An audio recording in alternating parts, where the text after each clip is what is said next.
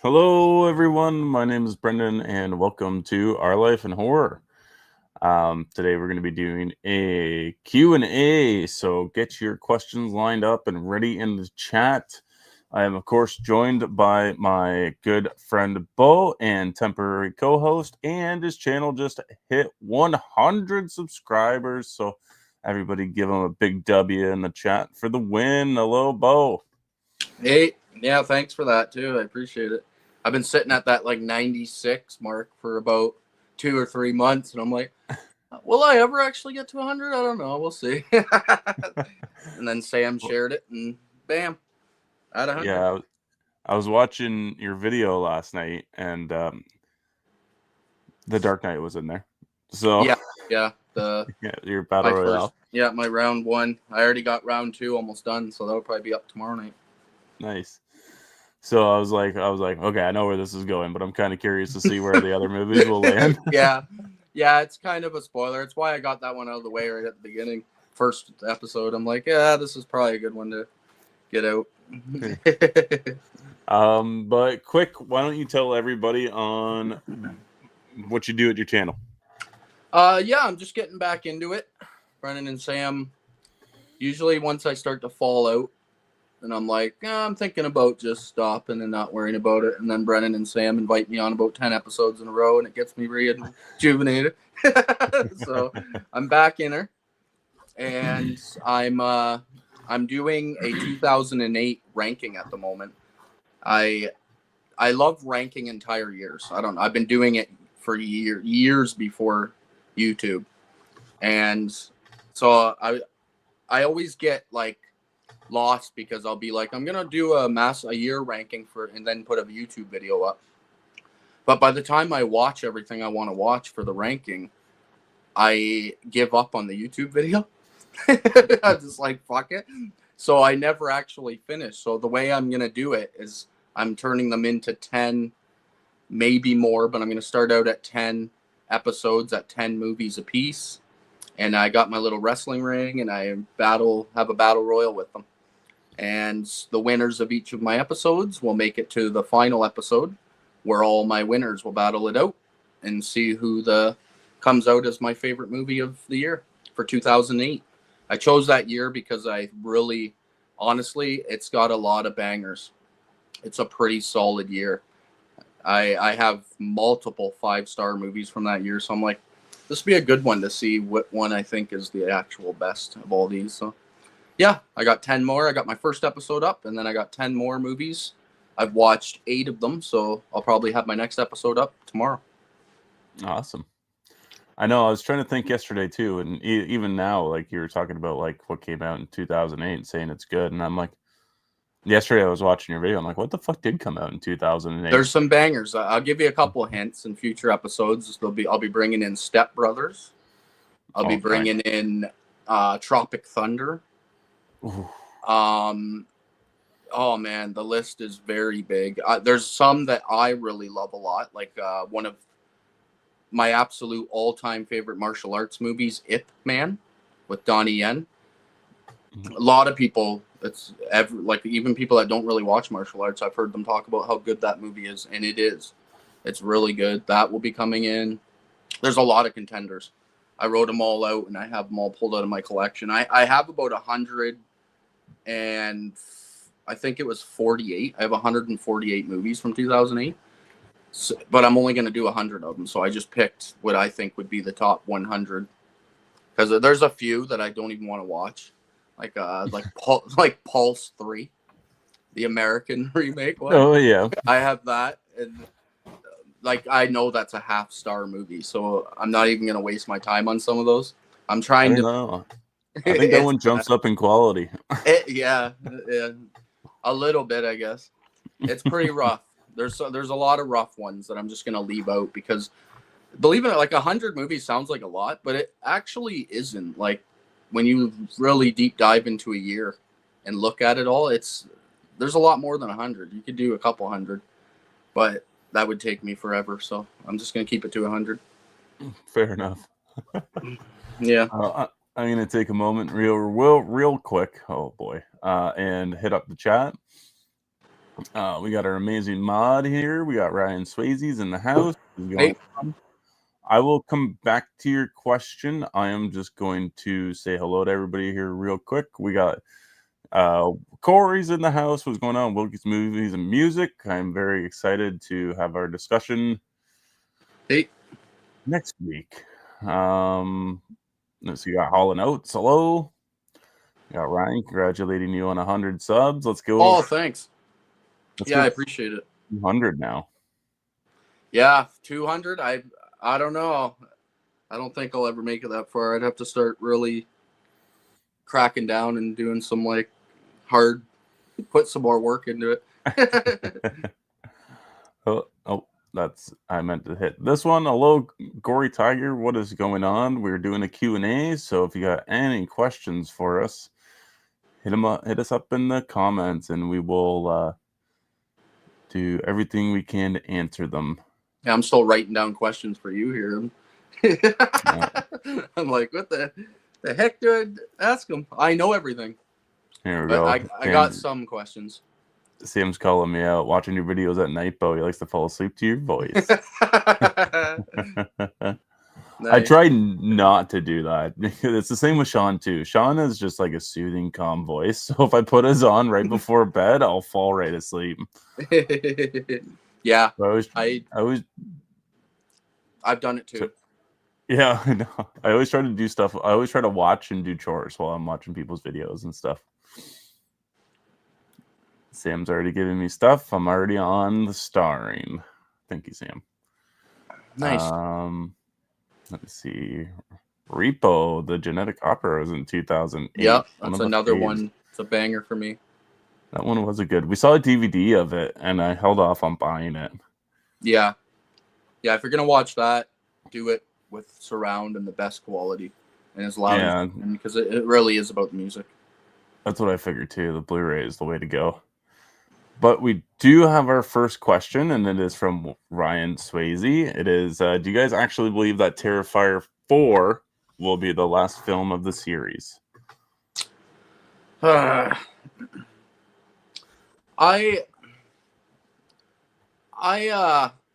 this is a hard question. I hope it is. But at the same time, like, I would like to see it conclude and actually have like a real conclusion. Hopefully they at least do that, where they give us a conclusion and like an explanation and a little more info on what is going on. And then if they want to make ridiculous sequels, like, go ahead. But I want like an ending. Mm-hmm. But I'm pretty much in the same boat. I would like that, Terrifier 4, the final chapter. Like kind of like Jason, like exactly. Friday the 13th. It concludes that particular storyline, and then we get into ridiculous nonsense after that. Yes, then you can just do movies that are like just fun. They don't have to be any storyline. He just shows up in the medieval times, or shows up in like ancient samurai time, or something. Like, you know what I mean? Just crazy shit. Yeah, Art the Clown in space. Exactly. I wouldn't mind stuff like that. I wouldn't mind it either. It'd be kind of interesting, actually. But yeah, I don't think Art's going anywhere unless I don't know what kind of film rights Damien Leone has on the Terrifier franchise. So he might be hard to sell. You'd have to buy the rights off him, obviously, for the character. So true, yeah. Sell. Yeah. And from the sounds of it, he does plan on ending it. So I don't know, man. Yeah, it'll be interesting. If it's obviously if the paycheck's good enough, he'll accept it. Like if some big studio comes along and they offer him a ridiculously fat paycheck, he'll be like, "Yeah, take the fucking character." I know. Oh yeah. Like $5 or fucking $10 million just to use him in a movie. Exactly. I mean, hey, go for it. I would never outsell, like, full on give up the rights, but to loan the rights to make a movie, sure. Yeah, like take a pay cut just to rent the rights out to a studio, but you still get a little bit of say on it. That way they don't give us like PG Terrifier 5. You know what I mean? Like, could you imagine? Disney buys the rights or something, and it's like the most ridiculously stupid shit you've ever seen. Oh yeah, fucking Art the Clown attacks the CW network. Yeah, exactly. Just Sam and Dean from Yeah. Supernatural show up, take them on. Let's see. We do get another question here from Ryan. He's pumping out the questions. Did you guys see the Jason short film on YouTube? And if so, what are your thoughts? I did not see it. Neither did I. Sorry on that question. I didn't even actually know there is one. Yeah, it's called something Revenge. I don't know what it is either. Like I think it's just like I don't know. It is a short film, but it is official canon, I guess, to whatever this new Jason shared universe thing is. I don't know. The Jason's just like lost all interest for me. I'd love to have Jason back, but like since this whole rights thing is just kind of fucking flown off the rails and multiple different properties are being happening all at once. Like I don't know. There's supposed to be a new Jason game too coming out from like what's a Jason universe? Because there doesn't need to be a Jason universe. We just need fucking Jason in a movie killing teens. That's all we need. I know. It's Crystal Lake. Like, there's not a universe. Yeah, campers.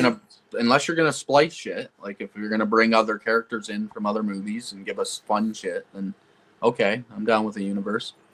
Ash shows up or something from Evil Dead. Yeah, like I'd be totally down with shit like that, but it never happens. Those are all pipe dreams.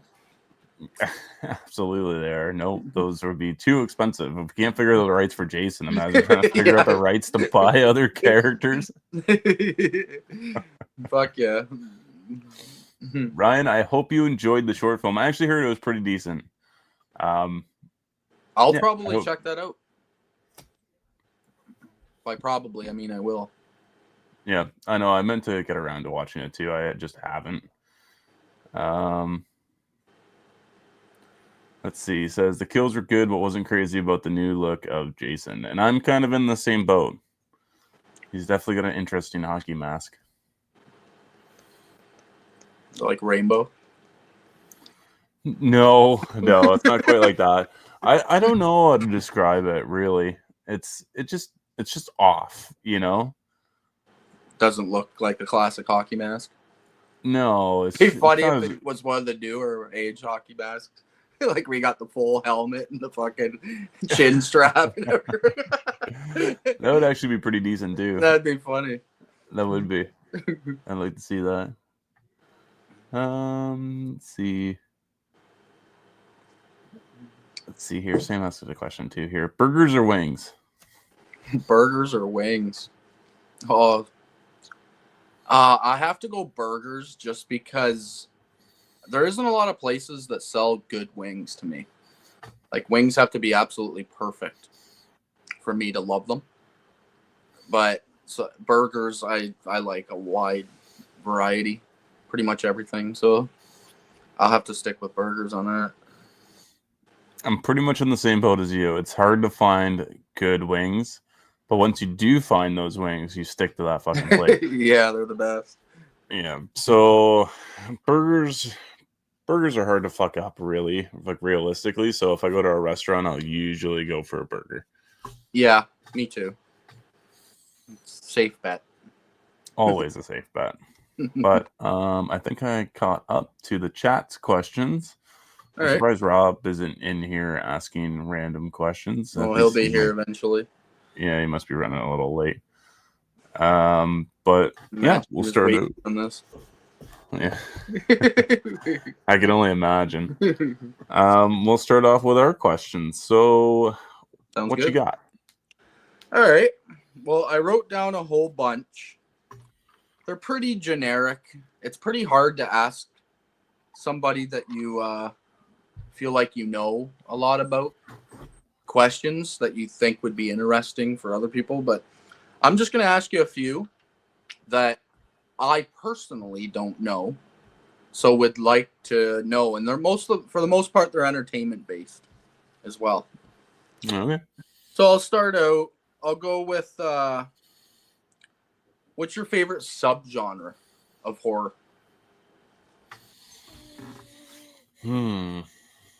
That's a question I don't actually know the answer to from you. I've never asked you before. Okay. I'm trying to think. Like, if I want to be scared, I'd probably pick paranormal, like supernatural horror. Yeah, that's where I lean as well.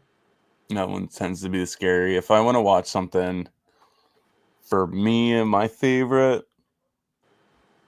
probably I don't know, science fiction monster movies, creature features. I know it's a pretty hard question I know. because when you love horror, it's like this is the only like horror based question I have as well. All the rest I jumped off of horror, but when you love horror a lot, all the genres are so good in it that it's hard to really pick one as your favorite, your true favorite. So I'm kind of in the same boat, but I would probably lean towards supernatural with you. Just because there's I don't know, it's the most wide range. Like there's all different kinds of supernatural horror. You got your haunted house movies, your demonic movies. You got like just why it's a subgenre, and then there's a little mini subgenres in that subgenre. Yep. Like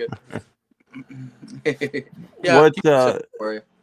yeah, what out of the supernatural, what do you tend to lean towards? Like, do you Uh, like the um, possession, like The Exorcist, probably or I'm yeah, probably gonna lean into the like religious possession type horror. It it's such a it's so crazy too because almost all of them are like the exact same. yep, Like there's only tiny minor differences, but yet I like them all usually. They have to be pretty bad in order to be like, oh, that was garbage. But so yeah, possession. Like you got all the Evil Dead movies. I love this. I know not a lot of people love it, but I actually love the Conjuring universe. I think it's really well done, especially considering most of it's PG, which is hmm. kind of crazy. And the new one coming out is rated R. Did you see that? I think for the most part, most of them have been, haven't they? Rated Like R? Yeah. in the Okay. States, I think. Oh, okay. Maybe that's where I'm confused. Because yeah, the states always get rated R, and then we get like fucking 4 plus. Yeah, It's yeah. like Like, fucking children's movie. oh, actually, I'd like to know that. I have. I could have sworn they were PG, but I'm probably wrong. I think for sure the first one is probably PG-13 actually, but I feel like the Last Rites or not the Last Rites, the Devil Made Devil. Me Do It. I thought that one was rated R in the States.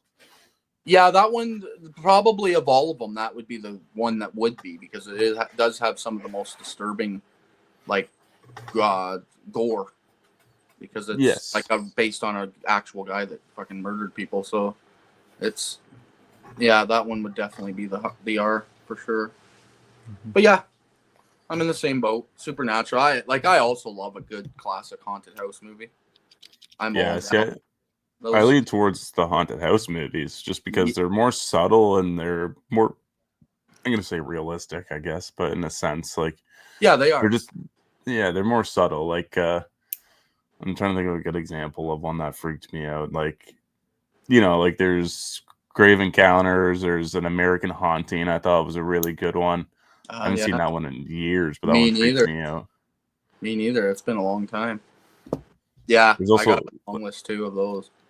yeah, there's also really cool ones coming out, which like add like whole new perspectives. There's uh fuck, what's that one with the Asian family that moves into a house? Present. Presents. Yeah. That was cool. I Did enjoyed you that. watch it? Yeah, I watched that on. I don't own it. I watched it on one of the streaming services, and Okay, it I was think pretty I solid. So I yeah. got a fly in here, and it's like just annoying the shit out of me. It's okay. Can you There's see it? also It's like trying to land on my forehead. no, I can't. I'll sit. I'm gonna sit really close. That way, when it lands on my forehead, you guys can see it directly. Okay.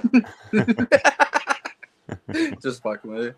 But yeah, no, I watched Presents, and I actually enjoyed where the story decided to go in that.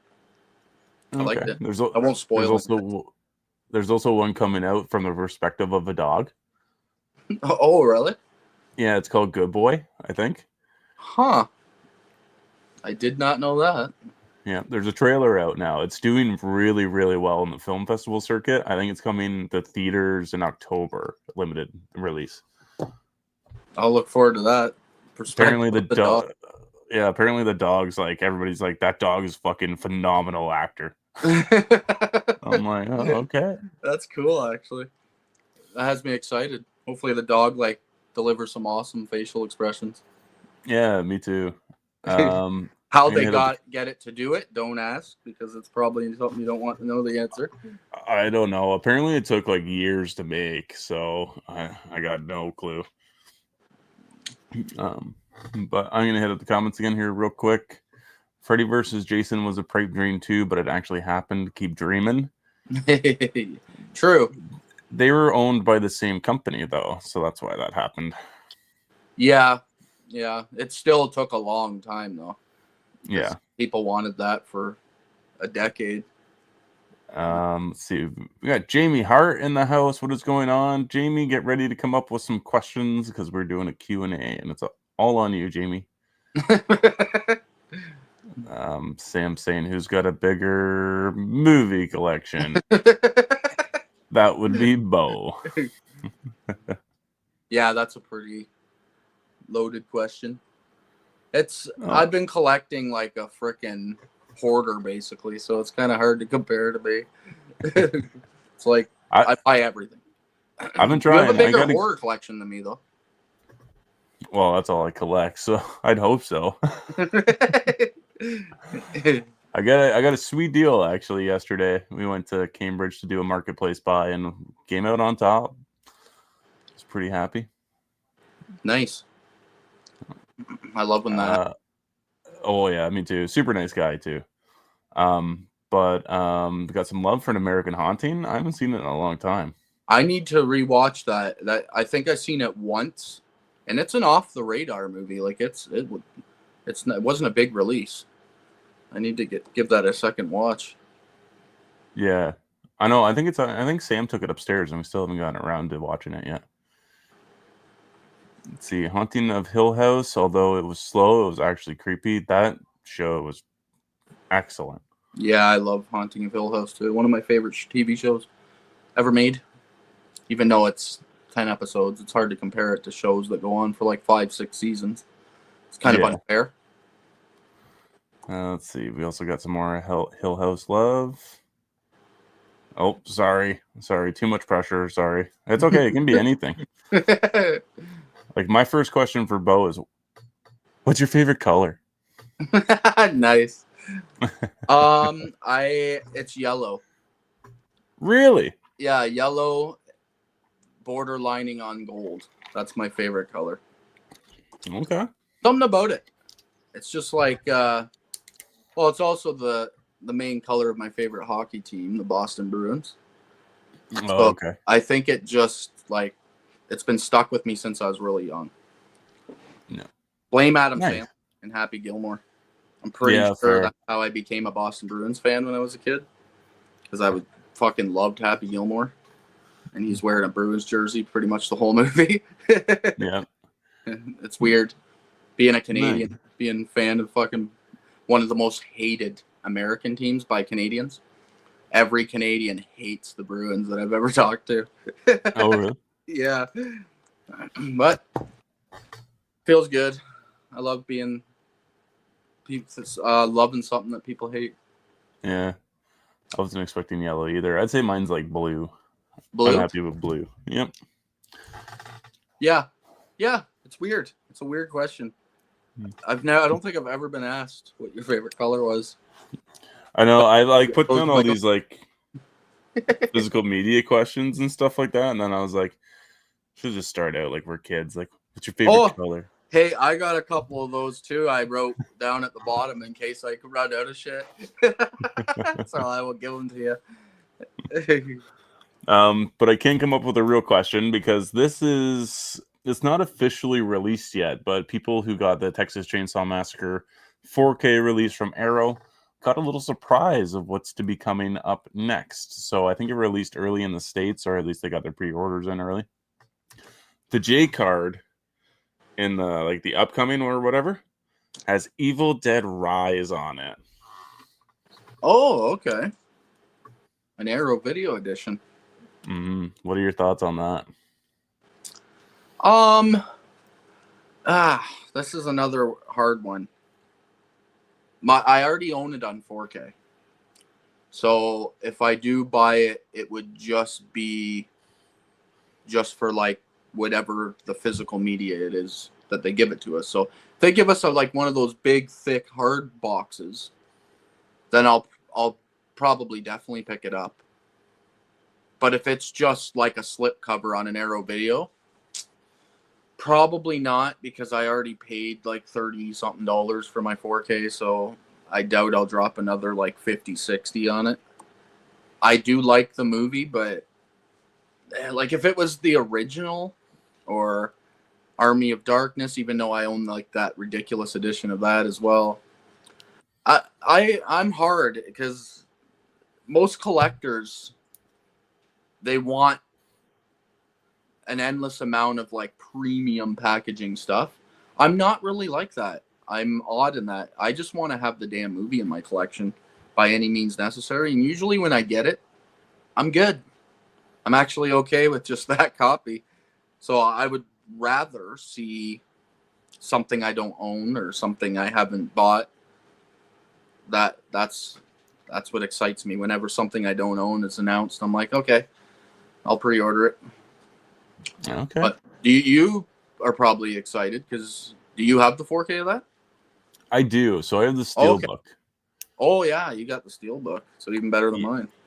Yeah. So I also have the Blu-ray too. But here's the thing about Arrow doing a release of this movie, which I don't think it's going to get a rigid box. I think it's going to I be. doubt it too. It doesn't seem big enough.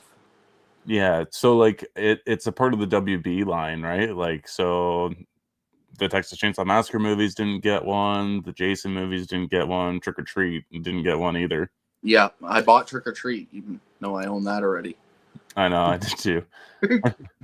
But the only issue with those standard releases were that there was like no special features on those discs whatsoever. That is true. The copy I have has like fucking 10 minutes of special features. So Yep. And I think this Steelbook was the only version where you got an commentary. okay, yeah. Yeah, so like there was zero special features. So like I'm kind of hoping that maybe with this release there's unseen deleted scenes, maybe like even give us like an uncut version that adds like 5 minutes to the movie, added gore or something. Sold, yes. Whenever a version comes out and they're giving us something new like that, like throw in a fucking Bruce Campbell commentary and I'll fucking pay 100 for it. A whole bunch of people have said that too. Like everybody's like, just give us fucking Bruce Campbell and Sam Raimi talking about the movie, like Fuck as it's yeah. playing. I'm like, yeah, that'd be super Probably be sweet. better than the movie itself. But like another thing too, I'm excited for new artwork because I personally don't like the original artwork to The Evil Dead Rise. It's pretty boring. Yeah, I'd agree. It's just not. It just doesn't feel as like epic or even. I don't know. I hate to make this comparison, but it feels like the Smile cover as well. Like it's got the mom smiling in the back, and she's just got this big ridiculous grin on her face. It's just it Yeah. put me off the artwork. So I'm hoping that they do something better with it. I like the Steelbook artwork. I just don't like the original release artwork. Yeah, with Smile. Like I have that one and then I have the 4K Steelbook of Smile too, and it's the exact same thing. Just a close up of their face smiling again. Yeah. It's like, really? You couldn't come up with anything? Yeah. But I have a feeling it's going to be a standard 4K release, one disc, slipcover with reversible art. Yep. And listen, if it's reasonable, like if this thing comes out, like those Texas Chainsaw, I didn't even buy them because first off, I already own them both on Blu-ray, and they're pretty hard to find Blu-rays. And it was like they were like $64.99 each. Yep. And I'm like it's like 100 and freaking 40, $50 with tax for two movies. I just couldn't do it. Even though I would love to have them, I'd love to see what they look and sound like in 4K, but not at that price range. When I get on sale or somebody selling them on Facebook Marketplace or something, then I'll grab them. But Apparently, everybody's calling the Texas Chainsaw Massacre 03 one of the best 4K restorations of the year. okay, geez, that's Yeah. cool. That's Just from good like, news. yeah, just from people that already have like their pre-orders already in or whatever. They already got them. I think they must release early in the States than Yeah, what we get them. yeah. States usually get everything a little bit earlier than us and better. Yeah, I have to get them because I'm doing videos on them next month. Oh, nice. Yeah, so Well, hey, it's yeah, like they're worth it. They're good movies. The remake is like one of the best horror movies of the 2000s. I would argue. It's like I shouldn't go out on a limb. I was gonna say it'd probably be in my top 10, but I don't know. The 2000s are pretty stacked. But it's solid. Like it's really freaking good. So dirty and just gross, yeah. brutal. Well, fingers crossed. I don't know. I did see it down for 55 a couple of weeks ago, but now it's back up to 64. Yeah, yeah. And then the two of them, like $64.99. That's a good price for like both of them. You know what I mean? Yeah. Like that should be the 2-pack for $64.99.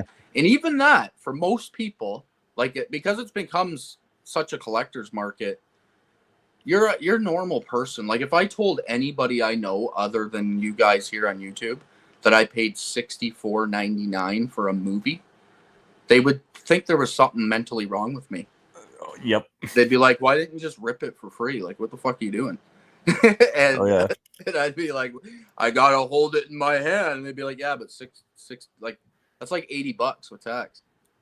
They'd be like, Yeah. "What the fuck? You got a problem there, bud." So it's hard. It's hard to justify. I'm kind of in their boat. Like I kind of understand. Like most of these movies are on streaming services, and you're trying to like make us pay an arm and a leg, quite literally, for one movie. But yeah, it is what it is. It's a collector's Yeah. market. There's no point whining about it. It's never going to change. I'm in the same boat where I think these slipcover editions are way out of price compared to what their rigid boxes are. Because they border the same price. Like I paid Yep. 65 for Deep Blue Sea. Yep, that's the And same as me. that's a rigid box. It's got a booklet. It's got way more than what we're going to be getting with these two little standard slipcover movies, essentially. Yeah, and it's kind of scary too. Like it worries me a bit because people are willing to pay that for just the standard edition. Well, guess what? Next year when they decide to put out the big hard box, it's going to be $109.99 because the people were willing to pay that for just the standard. So it just slowly is going to get itself out of control to the point where there's like 5,000 of us left buying movies. But that's an argument for a different day. We'll do a whole episode on ranting about the collector's industry And the prices. Yeah, I know. I went to Sunrise Records yesterday too, and I was like blown away by the price of just like regular Blu-rays were like $30. I'm like, this is too much. I bought one movie and I was like, I bought it for I think it was $21.99, and I'm like, I'm happy with that for a movie I've never seen before or haven't heard anybody talk about yet. But it's The Invisible Raptor. The Invisible Raptor. Yeah, it looks hilarious. I've seen the trailer for it, and I've never seen it out in the wild, so I was like, okay, I'll buy that. But like every 4K was minimum like $47, $49, and then every Scream Factory Blu-ray there was like 38, 35, like 33, and I'm like, and then at most Blu-rays were anywhere from $20 to $30, $35, and I'm like, oh, I know. God, I get it, man. Like this rankings I'm doing on my channels where I do entire years. I also do it just so that I can collect the year for a bit, because that's kind of how I work with my collection now. I collect single years and just try to build it up So I have like a big, massive collection for each year. So I've been going through and just buying some of the randos that I'm missing that I would like to have on episodes. And that, like, I'm paying like $30 a piece for these rando movies that should be like probably $10 in a bargain Yeah. bin somewhere. But nope, I got to pay 30 because it's hard to get now because nobody buys movies. It's a collector's market. I So know. yeah, I was happy to see that the DVDs were reasonably priced, but it's still if I buy a DVD, I'm not paying $19.99 for one. Not happening. no, I know. Me neither, actually. There was a Rosario movie, that horror movie that came out, and it's strictly on DVD. Yep. 22 something at Walmart. I'm like, not a fucking chance. Yeah, I know. For Won't like do D movie of the year. Yeah. But I'm gonna take a second here real quick to hit up the chat. All We right. got Jamie. Somehow I know he was gonna say yellow. I don't know how. Oh, nice. There we go. And I knew Brendan was gonna say blue too. She's got some spooky witch vibes going on today. Nice. That's awesome. I'm gonna star this question, and then I'm gonna just go through the chat here real quick. Oh, never mind. There's lots of questions. Never mind. We're gonna answer this question. Yeah, just pop them up. Oh, that's Jamie as a psychic. And then I'll ask you one after. What is y'all's favorite slasher franchise? For me, it's Friday the 13th, followed by Halloween. And it's only that way because I just grew up freaking renting those Friday the 13th VHS tapes. My local Jumbo Video actually had a thing where you could rent 7 for 7 days. It was like a deal. Jesus. Yeah, so I'd rent like the whole franchise and just watch them over and over again. Like, I remember popping the tape out, rewinding it, putting it back in, and starting the movie over again, and just watching them back to back. So, I Friday the 13th. To me, there's not a bad movie in the franchise. I like all of them. They're all really good. Where Halloween, there's a few duds. Fair. I think for me, I'm going Friday the 13th as well. But then I'm going to go with the Nightmare on Elm Street after that. Yep. That's a tight one for me too. Let's see what else do we got in the comments here. Oop, that's the same comment. If you had to recommend one movie from every decade starting with the 50s, what would they be? The 50s, I will go with Godzilla. The 60s would be Psycho. The 70s would be Jaws. The 80s would be The Thing. The 90s would be Titanic. Nice. Just for Brendan. The 2000s would be... Oh, that's fucking hard. The 2000s is such a stacked decade for me. I'm going to go out on a limb here because my favorites are different from other people's, but I'm going to go with Inglourious Bastards from Quentin Tarantino. Nice. The 2010s, I'm going to throw out... Let's go It Follows. And 2020s... Let's go Barbarian. Okay. All right. I'm gonna have to think about this. But the 50s, I will go Creature from the Black Lagoon. Nice. 60s, I'll go Rosemary's Baby. 70s, I'm gonna go with The Exorcist. Yeah, that's what popped in my head first, and I was like, Jaws. Yeah, no, I was thinking that, and then I was thinking Alien too. 70s stacked for like big fucking hit movies. Yes. 80s, I'm gonna go with Evil Dead 2. 90s, Army of Darkness. Nice. 2000s. 2000s. It's such a weird mixed up decade. Like there's just so much torture porn. I'll probably go with Saw though, just sticking to horror. I'm just gonna stick to horror. Yep. 2010s, I will go with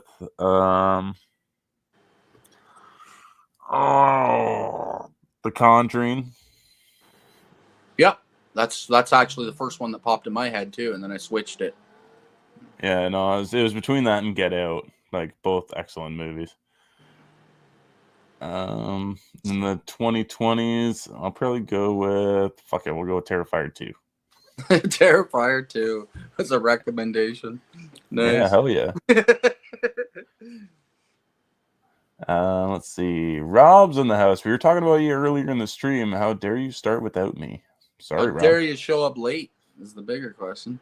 Yeah, exactly. How can you late to our streams? We got Slasher Radios, link in the bio. Sorry, there's a lot of links in the bio. Sometimes I get to them and sometimes I don't. I'm sorry, but Ryan is on it. Everybody that's in here that has a YouTube or doing something creatively, their links are in there. Jamie Hart, Texas Chainsaw Massacre 03 is one of the best remakes ever. I agree. Yep, I would agree with that too. Sam says that she's got a hard one.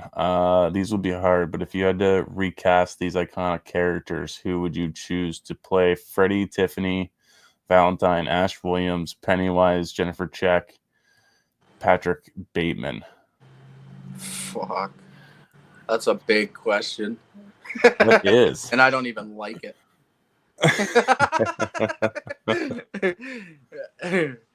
All right. You want to just go back and forth? You pick a character, I pick a character? Sure. All right. You can go first. Who would you recast? So I'm actually thinking of Ash Williams. I might have somebody in mind. All right. I think, who played Elvis? Austin Butler. Austin Butler might make a good Ash Williams. Yeah, I could see that actually. Kind of has the jawline of He's him got as the well. chin. Yeah. That'd be a good one. I like if that. If he could lean into the comedy, I'd probably go with him. Oh, this is a hard fucking question. Tiffany, I think, is so. They're all so perfectly casted.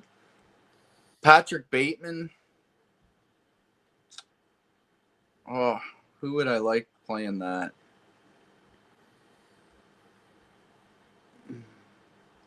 Maybe like for modern actors, for Patrick Bateman, I could probably see like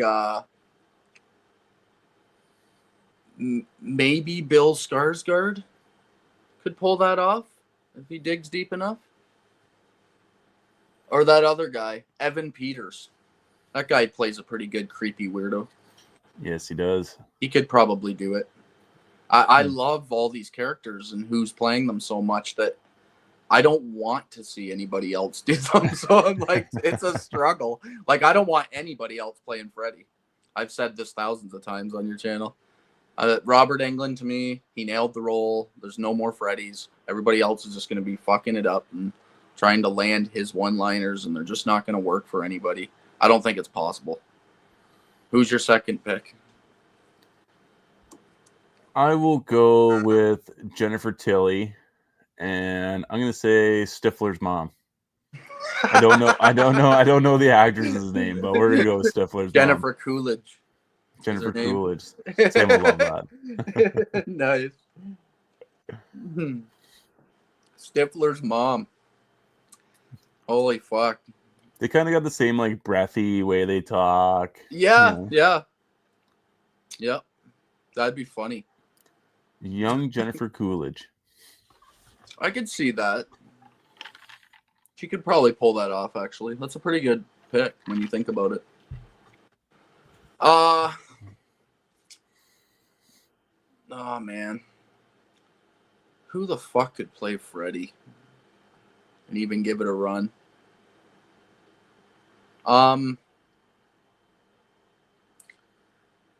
Modern day actors. I'll go with modern. I'm trying to stick to modern day type actors. I guess it doesn't have to be. Who could play Freddy? You've given an answer before. You've said Kevin Bacon. I think a younger Kevin Bacon could do it. I actually have another answer too that might Well, let's see it. Let's hear it. be I'm okay. stuck in this one. So I think this is a shameless actor. He was also in Gotham. He was in that new Jedi game series, Oh, the okay. redhead. Yeah. Yeah, I know. I don't know his name, I but know. I I'm know gonna who you're look down in talking the about. chat. Somebody's gonna end up having his name in here. Um, I know. I can't think of what his name is, but I really enjoyed him as playing the Joker in Gotham. So Yeah. I think he would have the chops to do a good Freddy Krueger. All right. I don't really know him. I haven't watched Gotham, believe it or not, even though I'm a massive Batman fan. I've never Is it? seen that show. It's on my watch list. Do you know? Is that it, Patrick? Moynihan?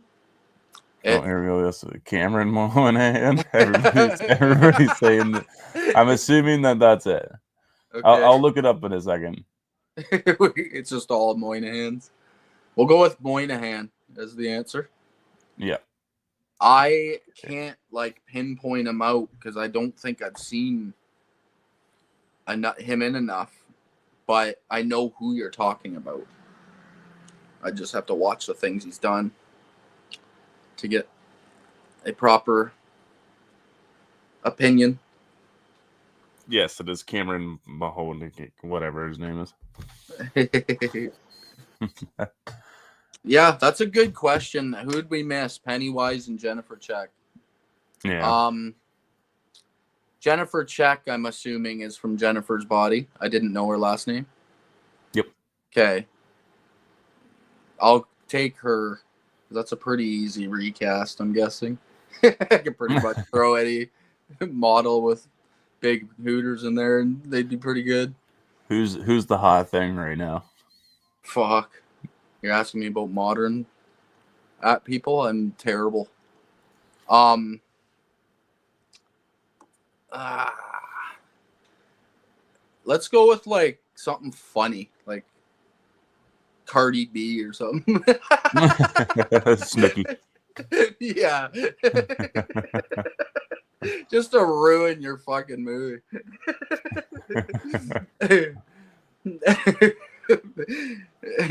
I mean, the it girl right now in Hollywood is definitely like Sydney Sweeney. Yep, she would probably do pretty good for you guys. I can't stand her, but you guys would probably like that. I'm trying to think of somebody for Pennywise and Patrick Bateman, but I think Jacob Elordi would be a good Patrick Bateman. I think that's who they were kind of originally teasing, but then that turned out to be a fake. But I think that would be a really good casting choice, actually. Oh For yeah, him. they are redoing that, aren't they? Yeah, they are. So someone is actually going to be playing that. Okay. Huh. That's interesting. Pennywise is a tough call, though. Yeah, because the two people that did it nailed it so well that it's like, is there a third person that could throw on the makeup and do it again? And he's still doing it. Like Yeah. the Welcome to Derry is yet to come out yet. Yeah.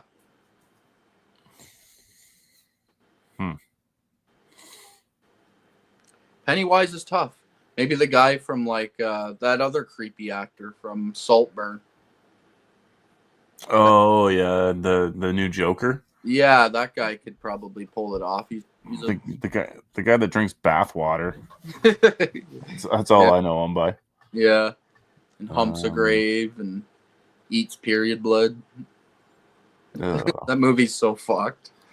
No, no, I've never seen it, so I No, didn't know half of that. Barry it's a Koenig. weird movie because I enjoyed it and I liked his performance, but I felt like those scenes were just so like it felt like product placement to me. Like they were like, what could we get people talking about? Like it just didn't. I Was don't there just like know. a box of Tampax beside the scene while he was eating, just in clear view? Sort of like that sort of concept where it's like, okay, we need to throw in like 3 scenes in this movie that are going to get everyone talking about our movie. What can we do? Yeah. And then they just thought of some things that like that. And it was like, okay, but I did enjoy the movie. Like I gave it like a 4 out of 5. Oh wow. Okay. But yeah. There's just like a perfect product placement of Dawn soap, a bar, just sitting beside the tub while he's drinking Yeah, pretty much. it. All That's a right, good question. that's a tough one. It's just really hard because it's like that's like deep thought questions. I have to think about that for a while. I'm gonna hit you up with a quick one here because I only got one in. Okay. Um, this is another one actually that I want to know the answer to because we've had conversations about action movies, but never any deep ones. So, who's your favorite action star?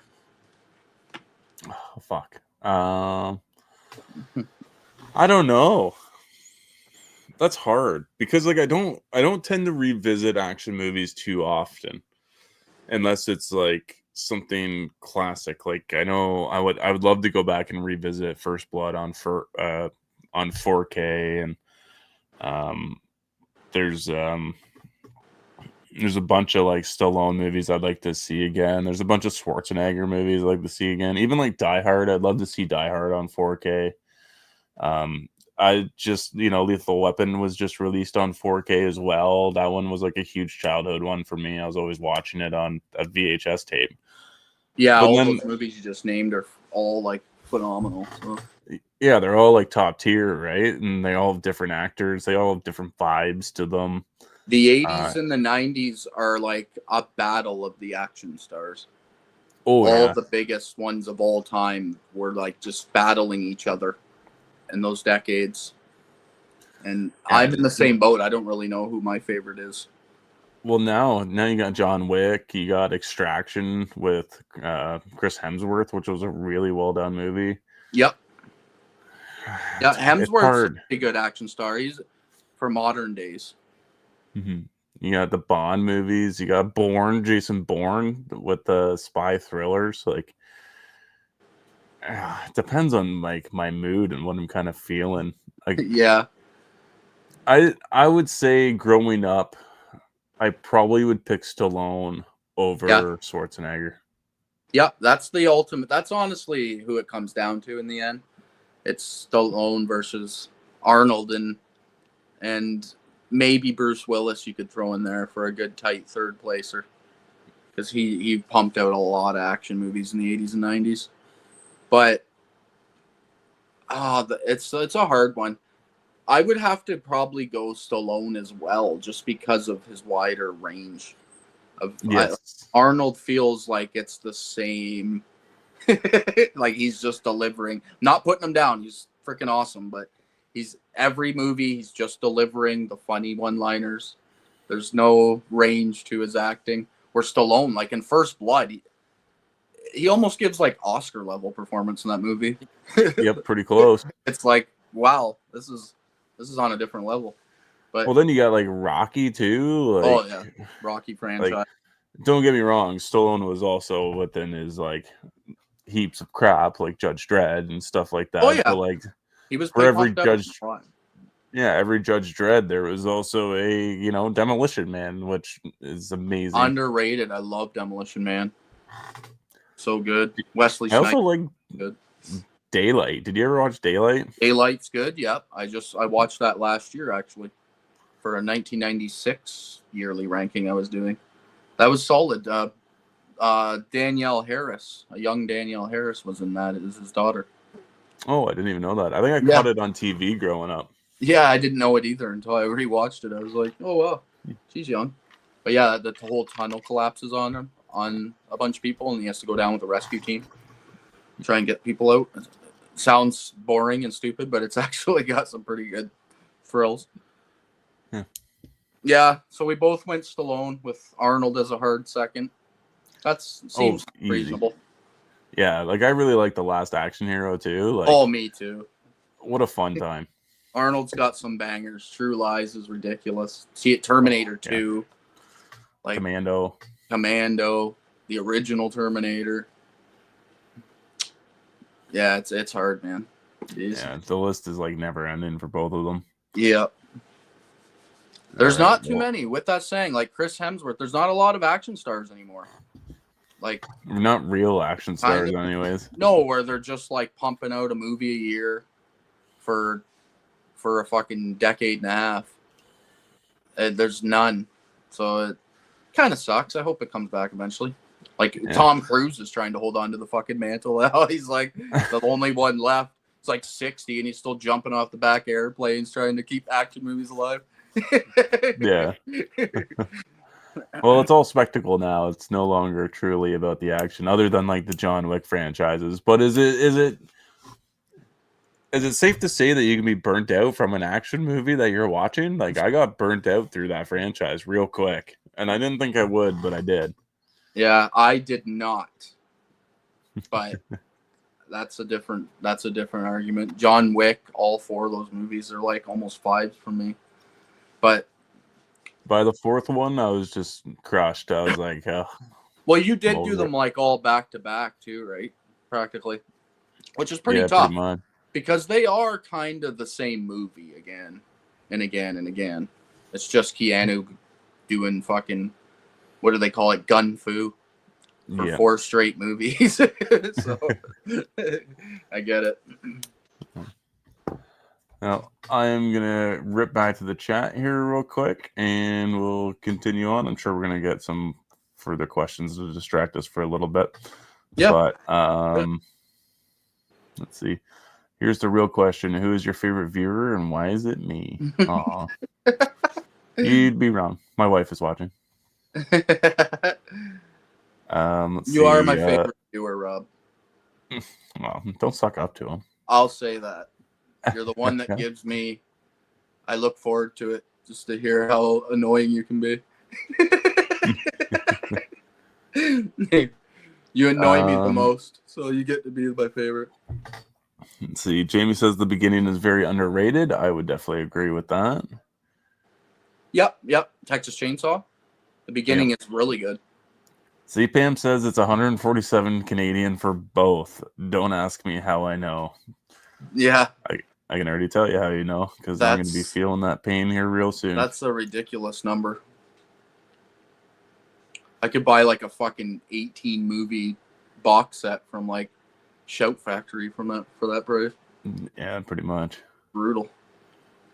Oh, look at this. I actually have heard really good things about the Invisible Raptor. I haven't seen it, though. Huh. I haven't heard of that movie until you mentioned it, so I'm going to check it out after this. Watch the trailer. I highly recommend. I haven't seen it yet, but I have seen the trailer, and I'm very excited I found it. The only problem with the movie is it's like close to 2 hours long, and I'm like, oh, huh. That's a little... Sean Astin's in it. Okay. Jeez. Haven't seen him in a while. Yeah. Since he wanted to show me his glutes. We got Swift in the house. What is going on, Swifty? Hello. Let's see. Thanks for coming. There you go. What is your favorite horror movie score? It's a tough choice, but mine is Ginger Snaps. I love the opening music. Oh, man. That is rough. Horror movie scores. There's so many bangers. That's not fair. Oh, man. How do you screw with, like, the big dogs? I find it cool that you picked Ginger Snaps. I love Ginger Snaps. That's top 5 werewolf movie ever made. But holy moly.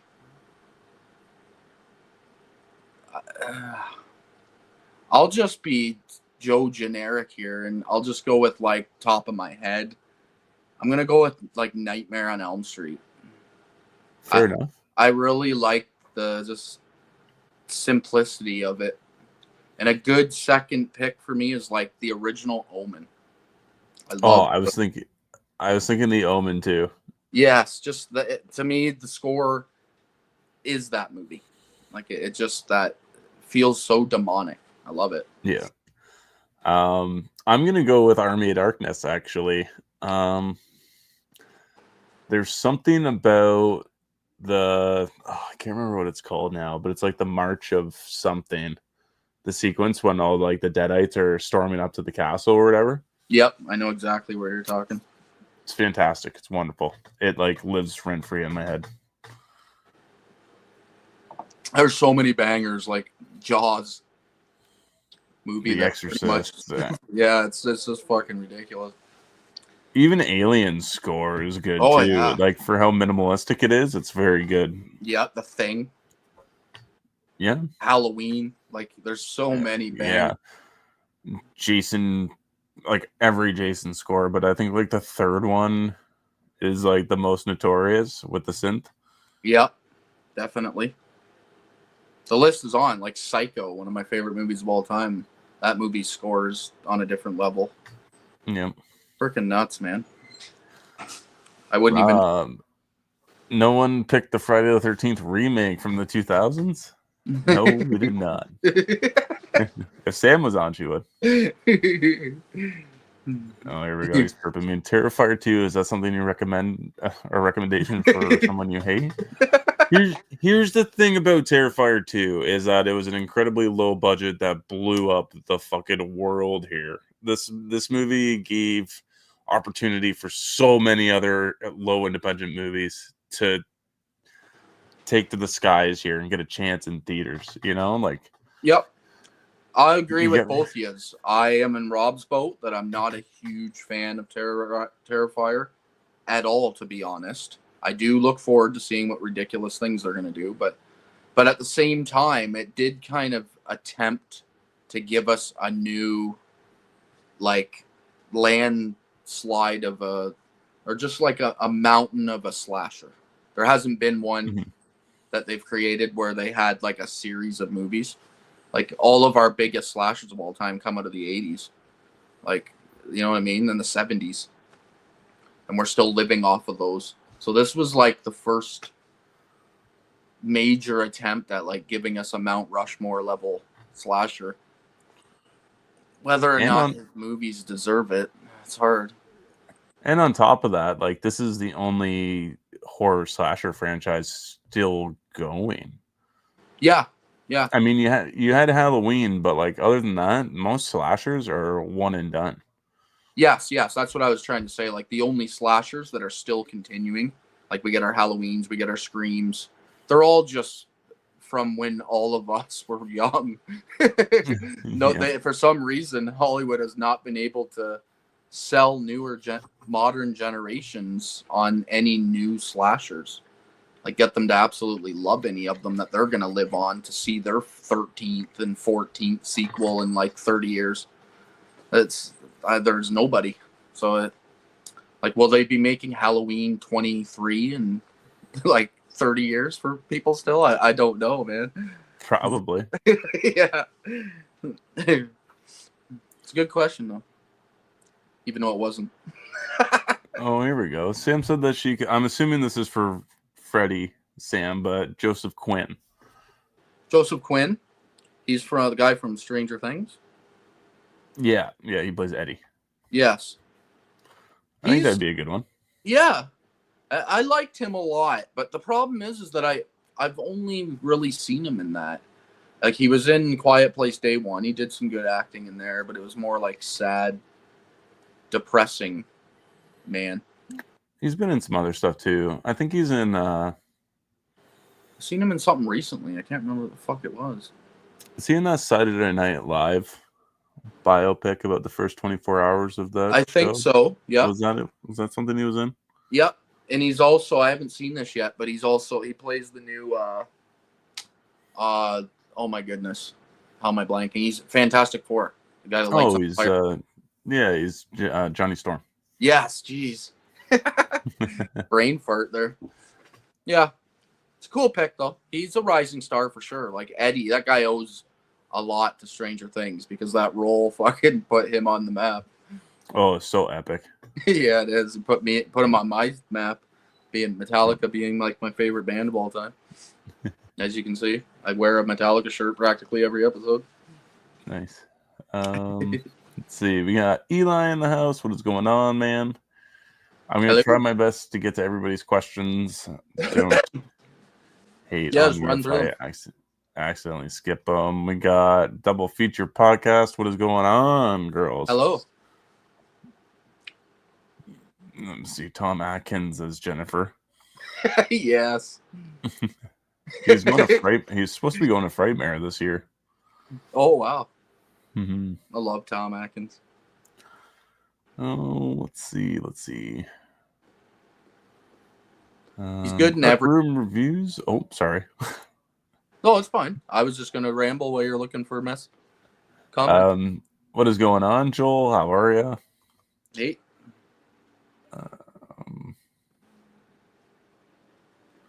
See, Sam wants me to see Saltburn. I didn't watch it with her. Saltburn? You would like it, I think.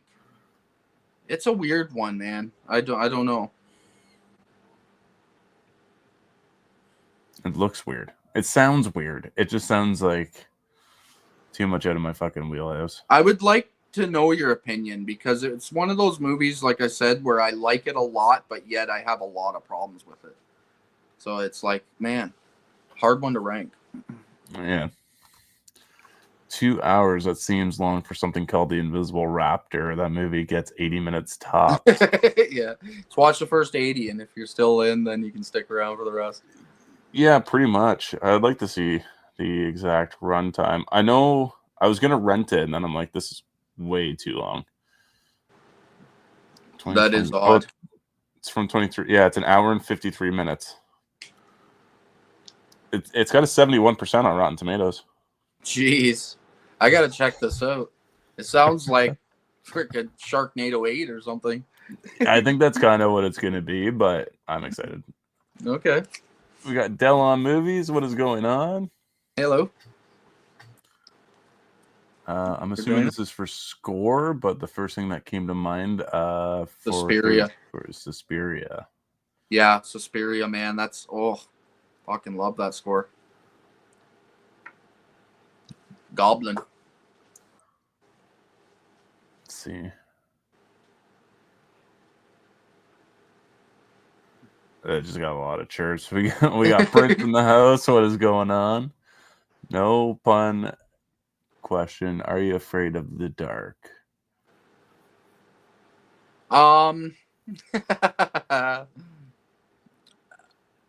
No, I'm not afraid of the dark. That's one fear that I've never had, actually. I actually love the dark. I'm like a vampire. My curtains open, I burst into flames and fucking. I love the dark. Even like I take my daughters for walks down trails at like midnight, just because it's nice and creepy and uncomfortable. But I don't get scared. I just like scaring other people. There's nothing hiding in the dark usually. Yeah. Unless you're in the wrong town. I love this choice, Ryan. I can see Richard Brake doing a good Freddy. Yep. Love the choice. Would have loved it in the 2011 Nightmare on Elm Street movie. Yes. Please. Back when he was younger, and he probably would have made it a good 10 years into the franchise, but him starting out now. Yeah, he's getting a little old. Yeah, I don't know. Everybody else kind of gotta love that name though, man. Dick Brake. Fucking love that shit. Every time. Yeah. Like, here we go. Great. Samara saved me with the Gladiator 2 is what Joseph Quinn was in. Oh yeah. I didn't even see it, but I saw him in it. I have seen it. I forgot. Jeez. Denzel steals that movie so much that I forgot if there was anyone else in it. Oh, sorry. I forgot. Ryan did ask a question. I see here Kayla's asking, wondering if you went and saw Weapons. No, I didn't make it out to that one. The night before, I went to see Naked Gun, and I really struggle at movie theaters with like just panicking and shit, anxiety stuff. So I don't really enjoy the movie that much because I'm too busy on being uncomfortable. So I made it out to Naked Gun, showed my support for that one, and the next night I didn't have it in me. So Kayla went with Samara to see Weapons. I'm going. I can't wait for it to come out though on physical. I'm excited. Yeah. Nice. I buy everything on physical. That's how I support the industry. Yeah. Brendan and Beau, what are your thoughts on the monkey? Whew, the monkey. I gave it a 2.5 out of 5. I've only seen it once, and I think I was slightly disappointed because I loved Longlegs so much, and that being his oh my god, what's the director's name? Osgood Perkins. Yes, Osgood Perkins doing Longlegs. I think my hopes were just really high for the monkey, and it just fell flat for me. It was a little too boring. I couldn't get sucked into the characters, but it was okay. That's why I gave it a 2.5. That's You fair. watch that yet? Yeah, we did watch it. Yes. Yeah. Yeah, we had no expectations, especially after all the reviews of everybody saying they hated it and stuff. So, I think I came out not as disappointed as everybody else came out, because I do think there was a lot of fun kills in it. But I'd probably go with the ants kill is literally the best kill in the whole fucking movie. I'd probably go with like a 3 out of 5 stars. Yeah. It's hard to give it above that because it doesn't blow your mind. Yeah. What's your favorite dinosaur? Favorite dinosaur? Oh my god. I've been asked that since I was a kid. I'm going to go with... Jeez. That's a hard question, you know. I think I have to go with the Brontosaurus because of the Land Before Time movie. I'm a huge fan of Littlefoot. That movie just it ripped me apart when I was a kid. I still love it to this day. You can't go wrong with the long neck. True. I'll go with I don't know, Velociraptor for sure. Like that's the coolest one. Yeah, my second pick was I couldn't remember its damn name. It's like the Dilophosaurus. It's the one with that shoots its face out and sprays acid at you. Yeah, I think you're right, Dilophosaurus. Yes, that one's a cool one too. Actually, I don't really like the Velociraptors because they're so inaccurate to the Jurassic Park movies, but like there is a distant relative where the raptor was actually like 6.5 feet tall or whatever. It's called something with a D or something like that. I can't remember the name, but the Velociraptors are like this big, and they're covered in fur. Like they're basically the size of your dog. Yeah, they're turkeys, big ass turkeys. Yep. Good question. Right. I haven't had that asked to me in a long time. I know, me too. A thinker. Prince. Ryan Reynolds or Ryan Gosling? Oh. You gonna go first on this one? There's a Jimmy Fallon skit about this with who's that girl that's cringy? Oh, I'm not sure. Aubrey Plaza? Oh, Aubrey Plaza. Yeah, that's it. Yeah, there's a Jimmy Fallon skit with her too, with the same question. I'd probably go Gosling. Yep. Me too. I like if you're talking who's hotter, if that's the question. I don't know. I'm assuming probably Ryan Gosling. Reynolds is funnier, but then Gosling, I don't know. Is Reynolds funnier? Like Gosling has that like really good, dull, serious face where he can like deliver a comedic line, but he still doesn't look like he is. So it's really hard. That's a hard one, man. He was really good in Barbie, so he is. He's great in Barbie. He's so funny. I've seen some good action movies. There's a Netflix movie he was in. What the heck is that one called? The Blue Man or something? Oh, I can't remember, but it was really good. I think I know what you're talking about. Yeah. Yeah. Lots of good stuff. Ryan Reynolds has been, I love him too, but he's really like, he's got one thing. He can't do anything else. Like it feels like his acting is the same as his comedy. Like he can't separate the two. Yep. He's hard. But I love the Yeah. movie Just Friends back in the 2000s with Ryan Reynolds. Thought that's one of his bangers that is kind of underseen. Okay. Yeah, he pretty much is just the same character ever since Still Waiting. So Yeah. or Van Wilder. Van Wilder, yeah. That's what kind of put him on the map. Yeah. I'll never forget Ryan. that fucking bulldog scene. Ugh. Oh. Like fill the donuts. So long. They have a bulldog and they jerk it off and fill a box of donuts and they feed it to the fucking people and it's just like squirting out of their mouths and shit. It's like it's worse than Terrifier. It's like fucking just gross. Alien or Aliens? Whew. Another fucking banger of a question. Jeez.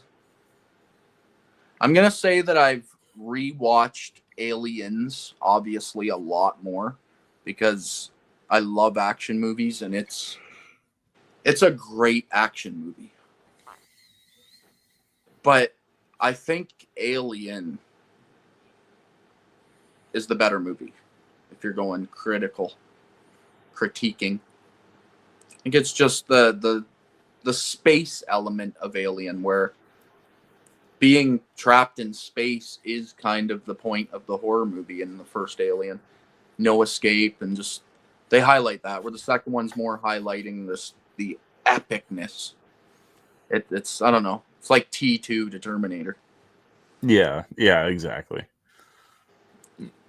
Yeah, it's hard. I'll probably take watching Aliens over Alien. But I would like to go back actually and rewatch. I'd like to do Alien Romulus, and then Aliens all in a row. Yeah, put together a trilogy there. I haven't done that yet either. Yeah, I think that'd be a fun one. But I want to do like the director's cut for all of them and kind of see, because the last time I watched any of them, they were all the theatrical because I was showing Sam, and for the most part, they're shorter. Oh yeah, they're a lot shorter. Like one of them's like 40 minutes shorter. Well, Aliens, Alien, the first movie, the director's cut is actually shorter than the theatrical cut. Yes, that's right. I remember that. But Aliens is like 15, 20 minutes longer. It's James Cameron. Yeah, what do you expect? Yeah. But it adds so much more to the movie. And I was upset that Sam didn't want to watch that. Yeah, Sam doing like a 3-hour fucking sci-fi horror doesn't seem actually realistic, but let's see.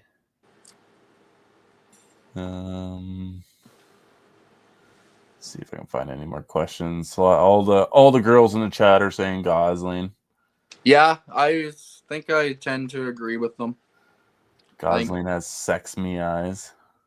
Yeah. Even I get that. Turned me on a little a few times. Especially in The Notebook. Really gets me in that one. What do you want? That's all I know from that movie.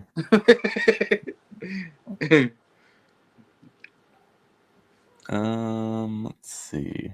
I'm going to hit you with a quick question again. What's your favorite animated movie of all time? Think about that while you're reading through the chat. Favorite animated movie. So, like, are we talking like children's movies? Or are we talking? Yeah, let's keep it strictly to like, yeah, made for children, like rated E for Hercules. Hercules? I fucking love Hercules, man. Nice. I love the soundtrack. I love the voice acting. I love the animation. Just the story of Hercules. Yeah, man, I could jam that fucking soundtrack all day. I think James Woods was literally paid. Like, I think he's purely Hades. If I ever see another Hades, I won't like it because it's not James Woods. Yeah, I hear you. Hercules is a good pick. I need to go back and rewatch that. I haven't seen it since, geez, probably the 2000s. So it's been a long time.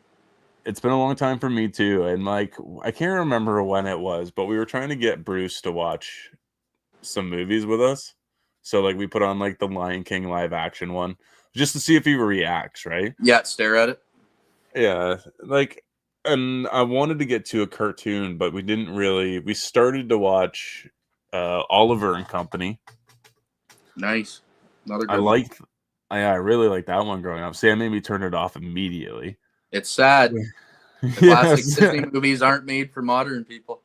No, we didn't even make it past the opening credits. She's like, "This is so sad. It's the only cat that didn't get picked up." Yep. I'm like, yeah, but he goes and finds his friends on the street, and they're gonna have like this big sing along, and he's gonna learn to be a dog. It's gonna be sweet. It's just like, Yeah. no. So then we put on Lady and the Tramp because that's like classic. Yep.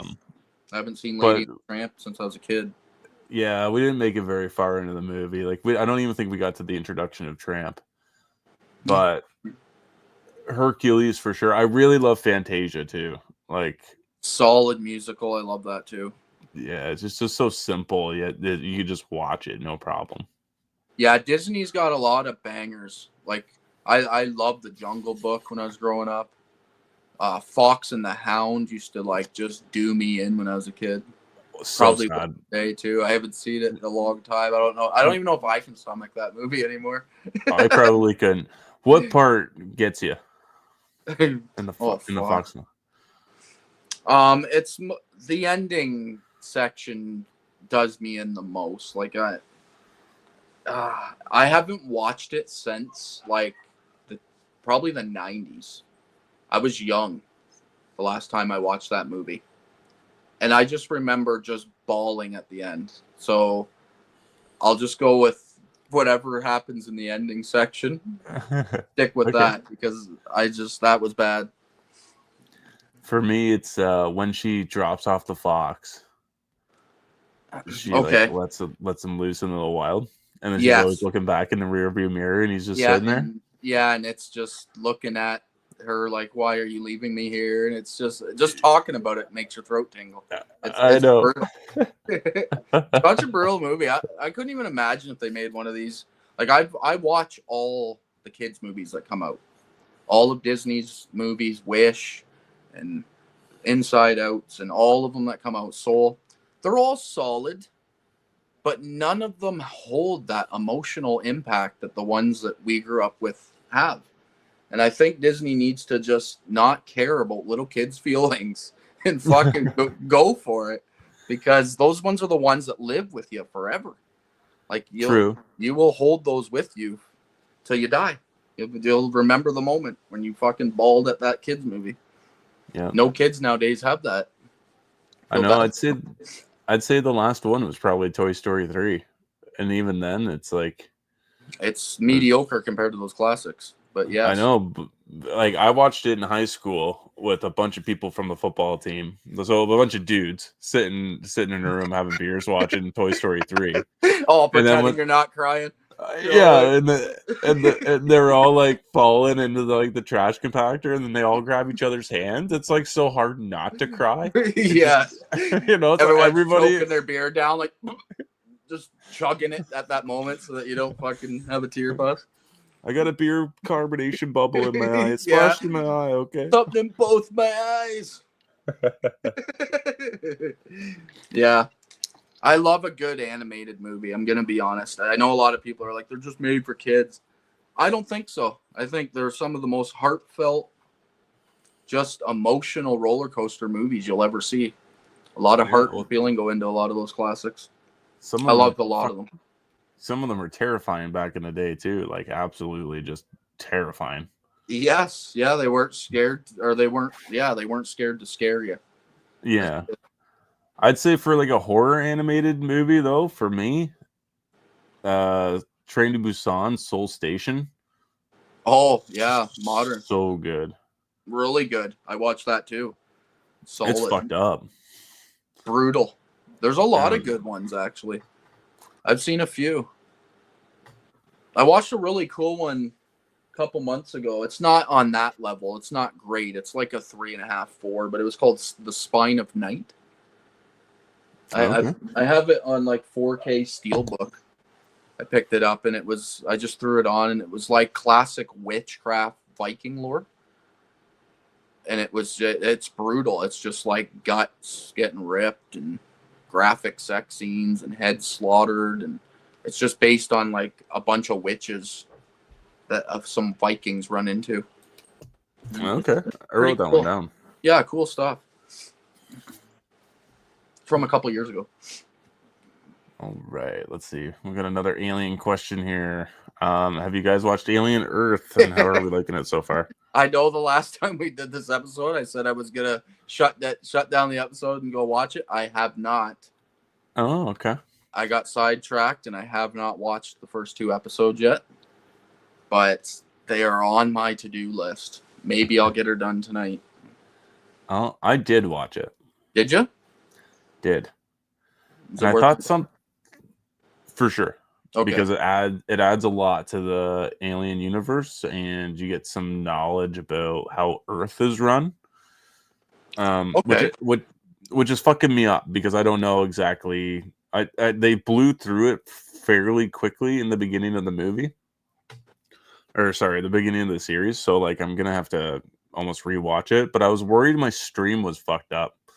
So I've had a conversation with a couple of people at work about this, just because there's a lot of time jumping sequences. There's a lot of back and forth through the same timeline, and then there's some really interesting editing choices, which I don't know how I feel about yet. But yeah, I don't. I'm also streaming it, not on Disney, so I'm like, oh, okay, yeah. So you're getting like a not 4K version. Yeah, like the quality is still good on my stream because I didn't even like blow it up on the TV. I just watched it on my phone, so it was still good. But I'm telling you, the alien is no longer. It's there are definitely other terrifying things in space that we have just been introduced to. Okay, cool. Yeah, it's really cool. I'm actually pretty excited. We'll see if Kayla wants to check that out then when the stream's done. Maybe she'll watch it with me. She likes TV shows. I'm always hesitant on TV shows because I'm always scared that they're just going to be like, okay, this is going to drag on for the next 10 years and we're probably going to get some shitty ending that nobody wants. But I have some faith. They're starting to do like these mini series much better. Yeah, I definitely recommend it, checking it out, especially the first one because it has so many homages to the original film. It's done really well. All right. Good question. Let's see. Have you seen a movie called 68 Kill from Nick T? That with Fergie? I think that I have no I idea. have not seen it, but I'm pretty sure I've seen the cover and it's got Fergie from. Well, everybody knows who Fergie is. Black Eyed Peas. I haven't seen it, but I kind of know what it is. Sorry. My knowledge ain't that deep. Rank the 3 Riddick movies. Okay. Shit. Okay. I'm gonna be honest. I don't like the second 2 Riddick movies. I only like Pitch Black. So if I had to rank them, it would be backwards. We're gonna go Riddick, Chronicles of Riddick, Pitch Black. That's what my ranking would be. You put Pitch Black at last? No, sorry. Pitch Black. That was from my number 3 to 1. So okay. The Riddick, the newest one, and then in second place Chronicles, and then in first place would be Pitch Black. Yeah, mine's the same way. The order they came out is the order I like them in. Yes. I wasn't a big fan. Like the second 2, they turn it too much like superhero, and I don't know. I like the like alien, like just the horror element of the first movie, and it kind of pisses me off that they changed it. But out to each their own. I know it's pretty liked, that franchise. Yeah. Seems to be doing well anyways. I don't know. Yeah, I don't think I was like the Riddick is just basically Pitch Black all over again, right? Like that's what I remember. That's all I remember from it too. I think I watched it once when it came out, so I don't really remember a whole lot. But yeah, I think it was just them trying to reboot it, sort of. Let's see. We got Reign of Horror in the house. Hey, what's going on? Long time no see. Let's see. We got Fox and the Hound crying. Delon movies. We did answer this. Hopefully, we did. My absolutely favorite one that's not for kids. Oh, that is hard because a lot of them that I like, to me, almost all of them are made for kids except for the like ones we talked about already. So it's kind of hard. I'll throw one out that's in between. The movie 9 from like 2009, 2010, somewhere in there. It's just called 9, the number 9. That one's like a real good in-betweener.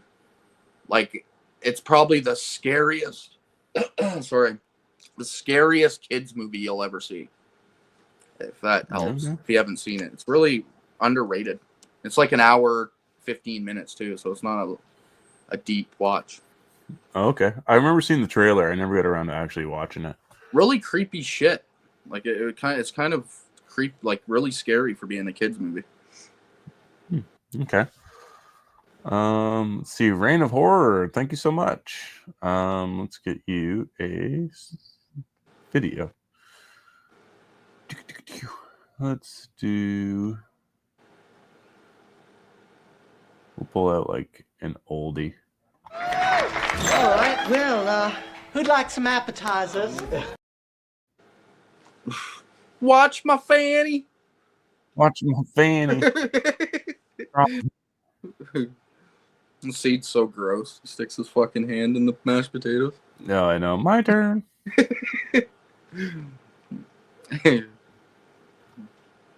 Oh, let's go. What's happening? Here we go. What is a movie from your childhood that scared you that wasn't a horror movie?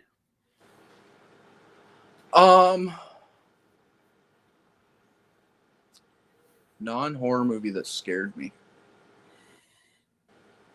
That's a really fucking hard question, man.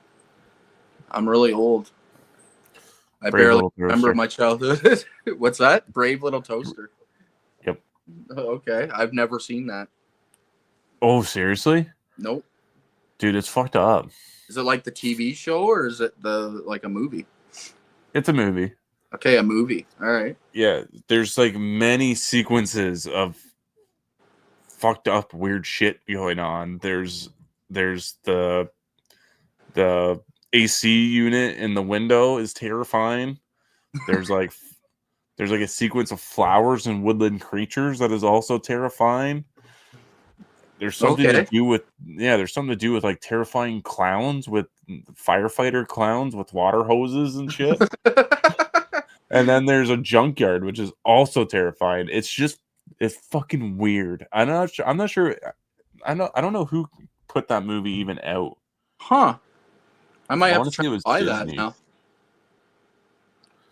I need to check that one out, so I'll be looking for the purchase once we end here. I honestly can't remember. I watched so many horror movies at like a ridiculously young age that I probably shouldn't have been, that I don't really remember if I have anything that wasn't a horror movie that scared me. Because I was watching Texas Chainsaw at like 6 years old. So it's hard. The Exorcist when I was a really young kid. Now, those are the ones that I remember terrifying me. Fright Night, I remember that movie, even though it's not that scary. I remember that scaring the shit out of me when I was a kid. So it's hard. It's hard. All my memories, I think, are horror. I don't think I have anything that scared me. If I do, I don't remember it. My brain doesn't have a cabinet for that question. It disappeared. So the Brave Little Poster was put out by Disney, although it's not even streaming on Disney. They won't even allow it on their streaming service. Yeah, they're like, this movie we fucked up. They're like, this movie we really fucked this movie up. We fucked up a whole generation of kids. Nice. But the two sequels are on there. just Okay. not the first one. Apparently, you can watch it on YouTube. It's saying you can find it on YouTube. All right. Which I will check her out accurate in the near future just to get an idea of what you're talking about. I love me a Yeah, weird. like there's like really good songs and stuff on there. Oh, it looks like you can get the full movie for free on here. That's a bonus. Yeah, I'm not sure what the quality is, but I was just curious. Maybe I'll put it on later too. Just scare myself Yeah, before just going to sleep. get a memory. Yeah, bring up all this childhood trauma. Have a good dream tonight. Let's see. I don't know how I unstar things. It just doesn't want to work. Let's see. What else do we got? Have we got any more questions? Brave Little Toaster is awesome. Brave Little Toaster freaked me out as a kid too. Nice. Yeah, I don't think I would have been a kid when that came out, so I would have had to have been like in my teens probably. That's probably why I missed out on it. Is this a movie you should get high to watch? Probably not. I'll probably give you anxiety. See, Eli, I think you should be getting high to watch every movie. Movies that scare me: The Mask, The Mummy, Brave Little Toaster, Indiana Jones, Mr. Bean, Fern Gully, or whatever it's called. Fern Gully, yeah, The Last Rainforest. That's a good one. The Never Ending Story has scenes that scared me as a kid. Yeah, me too. Yep, actually, now that you bring that one up, that one did. Brave Little, not the Brave Little, but Page Master too. Macaulay Culkin. Yeah. All right, well, I am officially caught up with the fucking chat. That took a while. All right. Took us an hour and a half. You've only asked me one question. I've asked you two. That's okay. My questions are so generic. And your last question was really good, so I say, hey, you take it away. All right, I'll give you another one. Let's go with, what do we got? I'll give you a generic one. What's your favorite ice cream flavor?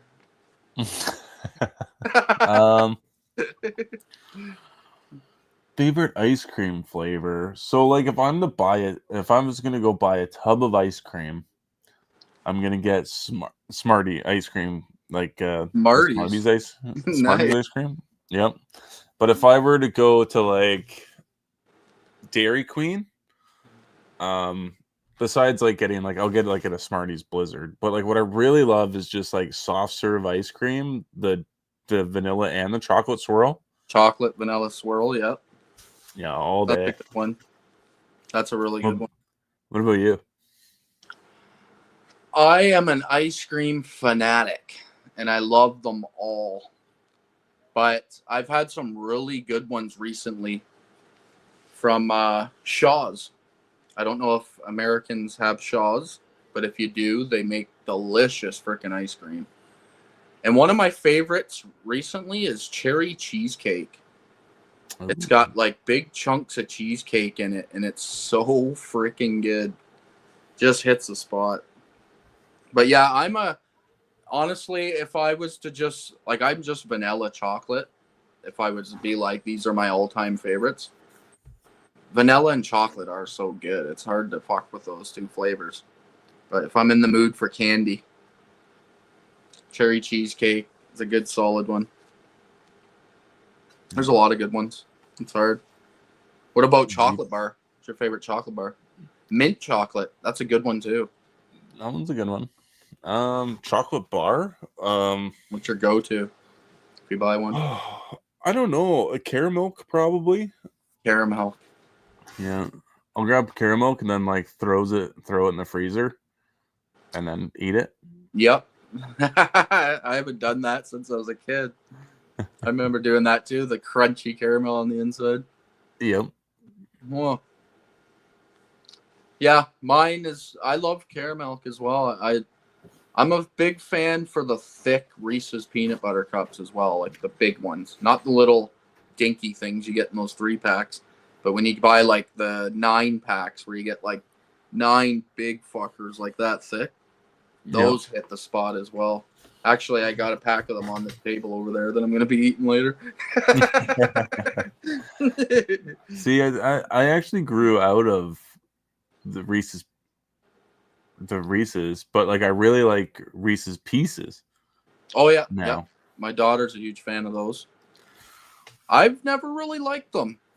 I don't know what it is. They never landed for me. But I'm also a big Coffee Crisp guy. I like Coffee Crisp. Coffee Crisp, yeah. I like a lot of coffee flavored things. Yeah. Coffee cake. That's a tasty one. Coffee. I'm a big fan of coffee too. Tiramisu is so good. Yeah, tiramisu. Oh, that shit's delicious. Oh my god, I eat too much of it whenever it's around me. Let's see. I'll pull out one of my questions here. So, like, what's your next most anticipated movie of the year?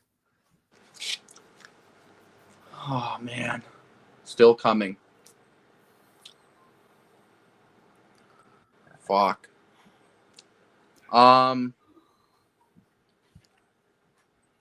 This is hard because I've been like binge watching classic movies for a while, and I've kind of fallen off all of the big upcoming movies.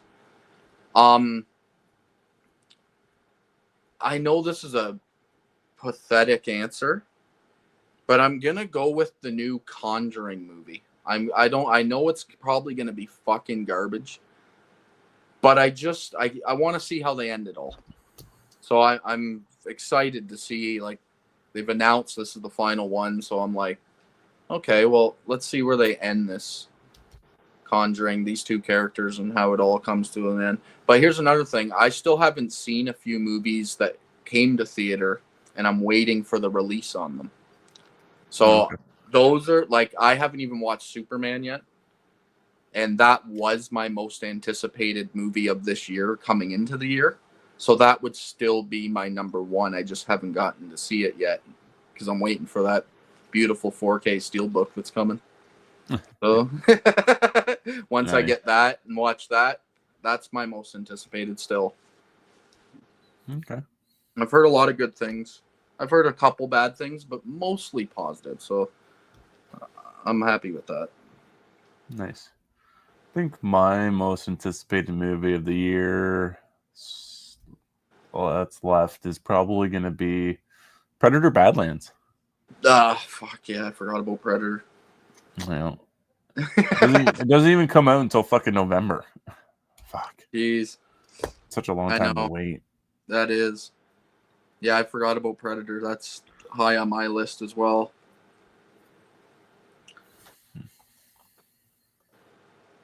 What else do I got? I will hit you with...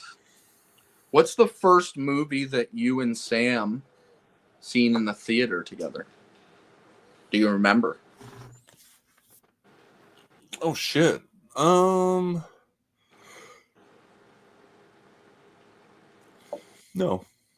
You do not remember? No, I'm trying to think. That's hard. I know, it's a tough question. Because I can't remember if we started going to the theater when we first started dating, really. I remember we went and saw, in 2019, we went and saw The Invisible Man. I guess that was 2020. We went and saw The Invisible Man, and we went and saw The Grudge. Okay, The Grudge came out at the beginning of 2020. They say it's a 2019 movie because it was like released at festivals and stuff, but yeah, The Grudge and The Invisible Man came out in the first 3 months of 2020 . So yeah, they were. I think they were both January releases because after that COVID hit and then everything shut down. Yeah, I'm trying to see if Sam's got me. We went to the drive-in. Oh, we saw It Chapter 2. Nice. There you go. We're gonna that just started a fight, I bet. Once the stream ends. You don't remember our first movie together. Go to bed getting punched in the face tonight. I should have just kept it all strictly relationship-based questions and just fuck you around all night. Don't do that. I still remember the first movie me and Kayla went to see. Oh, okay. And Oh, yeah. I'm gonna really put you in the fucking shitter now. It was 8 Mile back in 2002. At the time, Eminem. I lived Eminem. Fuck it, I loved him. And when he had his movie coming out, I was so excited. And me and Kayla still have the movie theater stub for that movie. Put away. Our first movie together. A long time ago. So suck it. What do you think of that? Oh, here we go. Yeah, to be fair, I don't know if that was our first for sure. Okay. Well, there you go. Think so I'm also one that you're probably right, Sam. I feel like I wanted to go to the drive-in because I hadn't been for a long time. And you also hadn't been, so you're probably right. Hit you with one more quick one. Oh, forget it. Oh, no, it's okay. It's just a quick comment. Surprised Brendan didn't say maple syrup, given he's Canadian. I love me some fucking maple syrup. I'm Canadian too. It is good. What's your favorite piece of physical media in your collection? Of course. You're gonna make me do this. You don't have to go deep. Just what would your favorite be? Doesn't have to be based on looks. I would.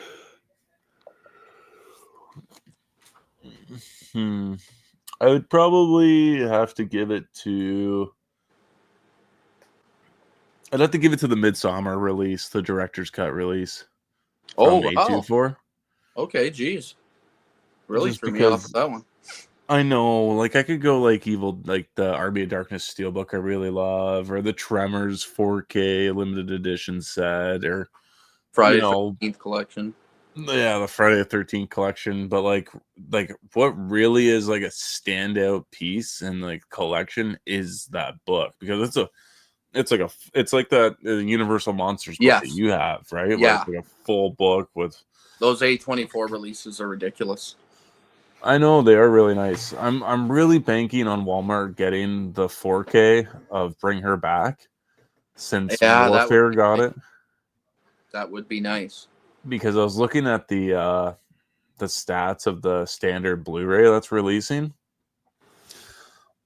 Only the A24 edition comes with Dolby Atmos on the Blu-ray and the 4K. There's just standard sound on the standard Blu-ray.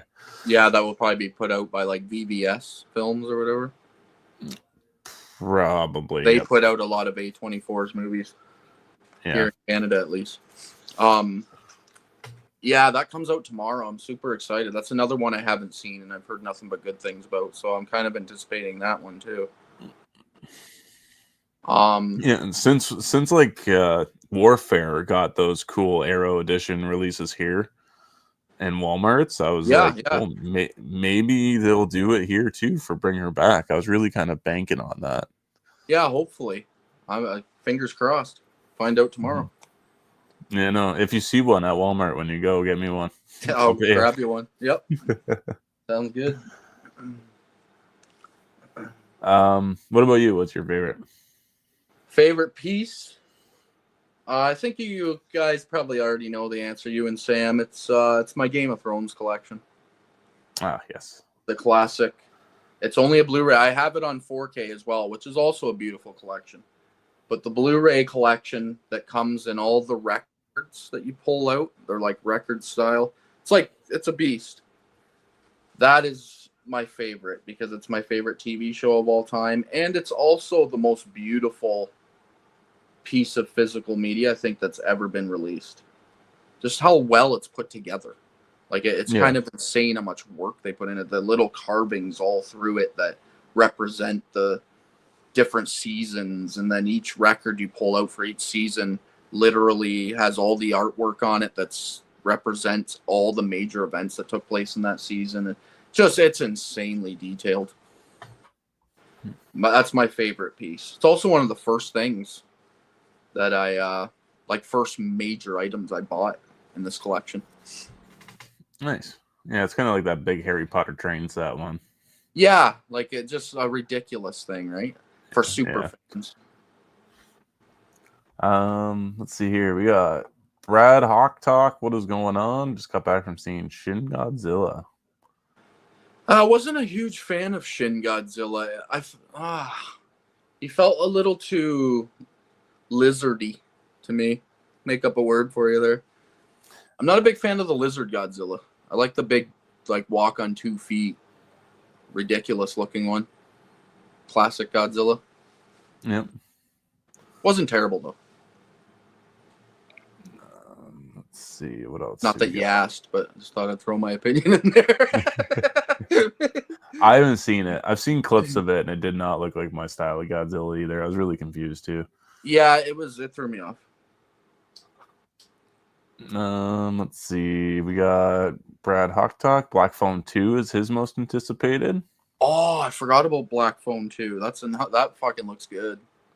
I'm excited for that. It's like supernatural horror. Freaking cool. I honestly thought that movie was just gonna, when it got announced, I thought it'd just be a prequel.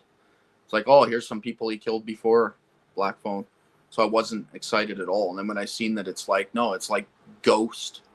He's a fucking ghost. I know, I'm curious. That's pretty cool. I know, I'm very curious to see where it goes. Yeah. Let's see. Kayla remembers the first 2 movies. The first one was 8 Miles, and the second one was The Ring. Yep, that's correct. Rob, hello, welcome back. Important phone call. Thought this would be over. I hate that I missed majority of it. Well, you can always play it back. Sam said we just got done talking about sex positions. How about your favorite collectible or decoration? That was on my list, actually. That was my next question for you, was what's your favorite piece of collectible in your collection there? Oh, that's one area you got me totally beat, because your guys' collectible collection is fucking ridiculous. I love it. I'd probably say I really, really like the fucking Critter. Although I really like the Good Guy doll. I've always wanted a Good Guy doll. Like, ever since I was a kid watching the Chucky movies for the first time, I've always wanted one. Yeah, those are on another level too. When I came over to your guys' house and seen those, like, up close in person, got to touch them, those are fucking, like, you can't get any better. No, they're the perfect 1-to-1 scale. Like, there's no. But that Critter doll you got is also, like, insanely detailed. It's freaking cool, man. I also really like the creature from the Black Lagoon's hand there. Yep, that's really awesome. Straight from the movie replica.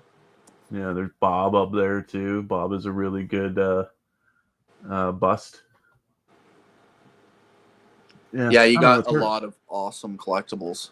It's hard to choose from. Too much. Oh, there's no such thing. No, there isn't. I don't even know what mine would be. I don't have a whole lot. I'm gonna be honest. I don't get out much, so I don't really go to, like, fan expos. I don't get to go to horror movie expos. So the only way I can buy any of this cool memorabilia is to pay, like, overseas shipping type fees and shit like that to get really awesome shit. And by the time I'm done, it's like not worth my money. And I also don't have a lot of room. So if I buy something, I have to strategically think about it first and where I'm going to be placing it in my tiny apartment. So I'm like, I'm going to get somebody to 3D print me a 1-to-1 scale of fucking Littlefoot, and I'm just going to give it to you. And then you can take it from there. Hey, that would be a cherished fucking item. I'd love that. That would be my new best piece. I have a piece that my daughter's made me that I would probably say is my favorite. And it's just a happy birthday thing I've showed off on my channel, like, back when I first started. It's really freaking cool. It says you're a killer dad on it, and it's got all the serial killers' weapons, like 3D stand-up sticking out of it. And they put a lot of work into it. So that would probably be my favorite piece that I have. Nice. We got a question from Eli here. What's a release that y'all missed out on and wish you had? I know my answer. What's yours? The Arrow box set edition of Battle Royale 4K. Oh, wow. I've never even seen Battle Royale. I haven't either. And oh, wow. I really want to, and like that comes with a 4K of the theatrical cut, a 4K of the director's cut, and then it comes with like the soundtrack, and then it comes with 2 cuts of the second movie, but they're just on Blu-ray. But yeah, I've seen it. It's a beast of a box. I've been looking at it every 3 months on eBay for its unbelievably ridiculously overpriced.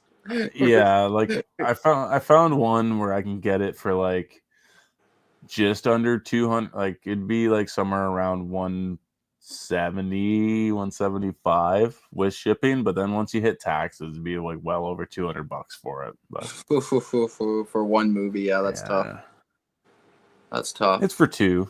But yeah, it is I didn't hard. know that there's a second. I didn't even know there was a second Battle Royale movie. Oh yeah. I only knew about the first one. It's one I need to watch too. I've always heard good things about it. I know, me too. My buddy from work like swears by it. He was like for like 2 months straight, every Monday, he would be like, "Did you watch Battle Royale yet?" I'm like, "No." He's like, "Dude, you got to fucking watch it." And I'm like, "I will," and then I never got to it. I know. I'm the same. I do that a lot. Where I'm like, I got all these things, and then I never get to them, and it drives me nuts. Yeah. Mine, fucking. Oh no, continue. What's that? I was just gonna say another release that I wish I got was the Groovy Edition Evil Dead box. Oh, is that the one I have? Yeah. Oh, that's not available anymore? No. Oh, I did not know that. She's out of print, bud. I didn't pay that much either. I only paid like $70 for it, brand new. I know. I think when I was looking at it near the end, it was like 110 or something like that. And I was like, the only reason why I'd be getting it is for the box, for starters. And then the TV show on Blu-ray, because I just have them on DVD. Yeah. Because it only comes with the first 2 movies and the TV show. Yeah. It's a nice box, though. I will admit that. I like it. I'm not even like the biggest Evil Dead fan like you. Maybe you'll be lucky one day and I'll trade you for your 2 copies.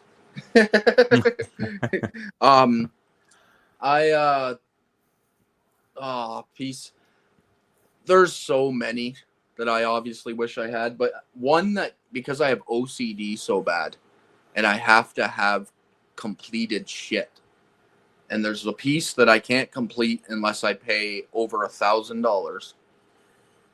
And it pisses me off because it's not even worth close to that. And it's the Columbia Classics collections that they released. They're up to like number 5 or 6 now. I have them all except for the first one. And the first one, for some reason, sold out immediately.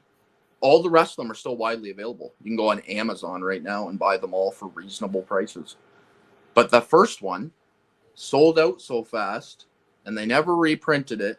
So now people are selling it for anywhere between $800 and $1,500 for 6 4K movies that they paid $80 for. And I'm like, I'm sorry, but go fuck yourself.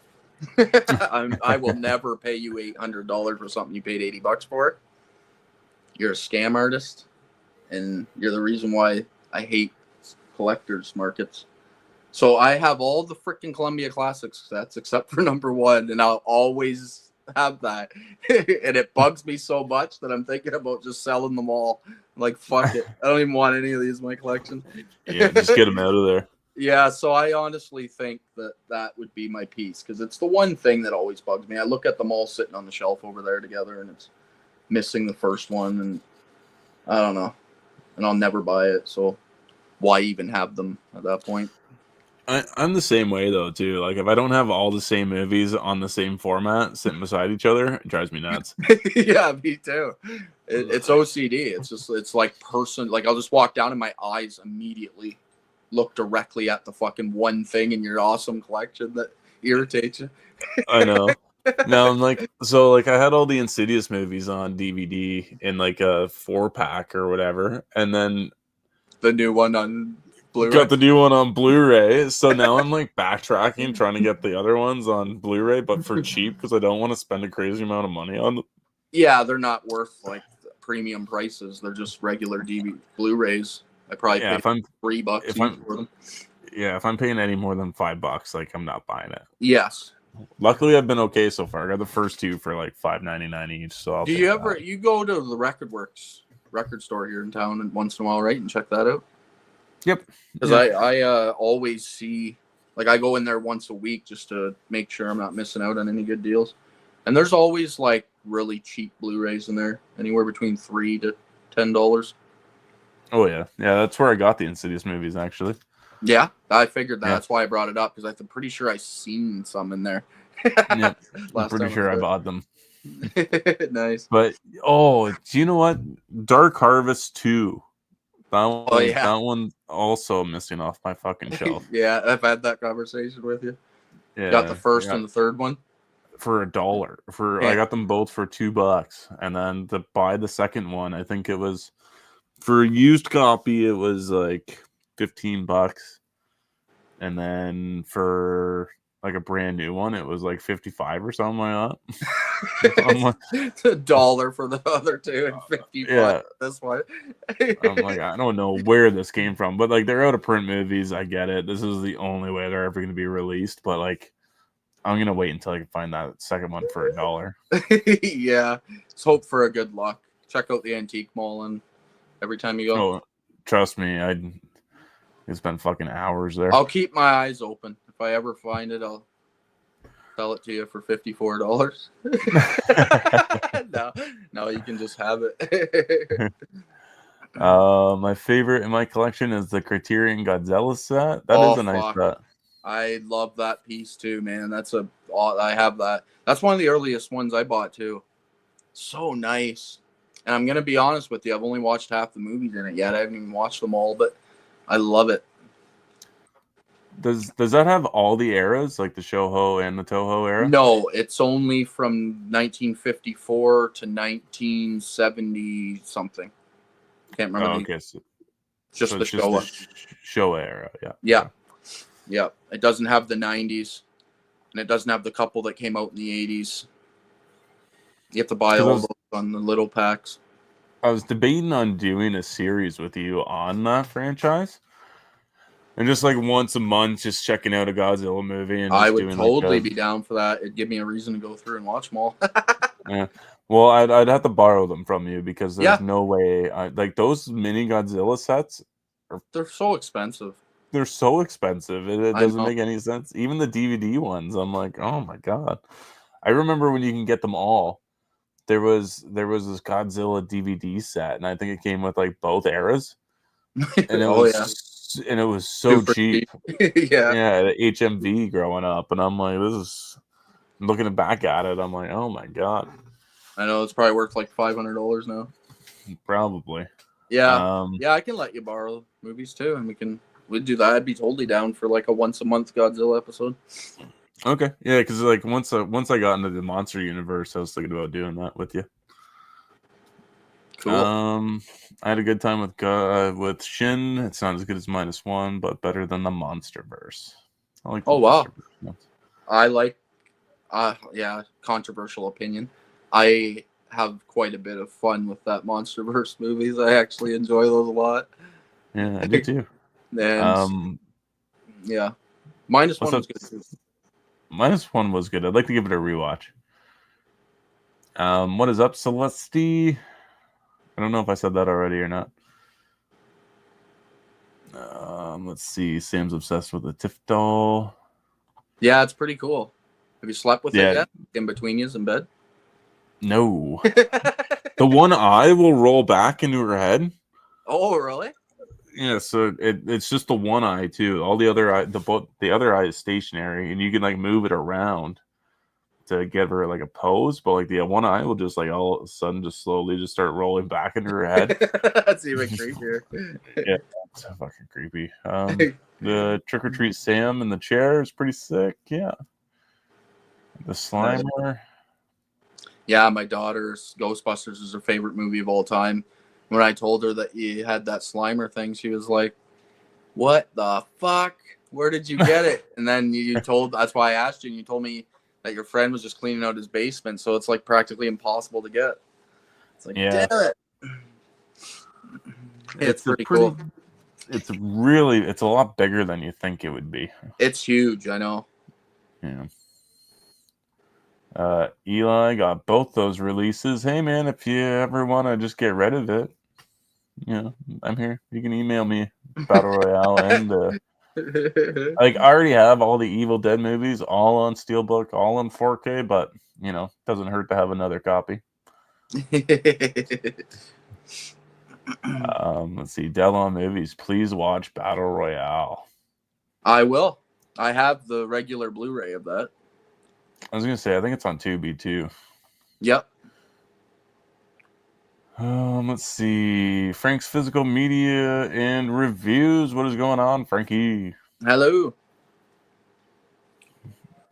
Do you guys have an annual October movies show you watch? I think I've answered this question on your channel before.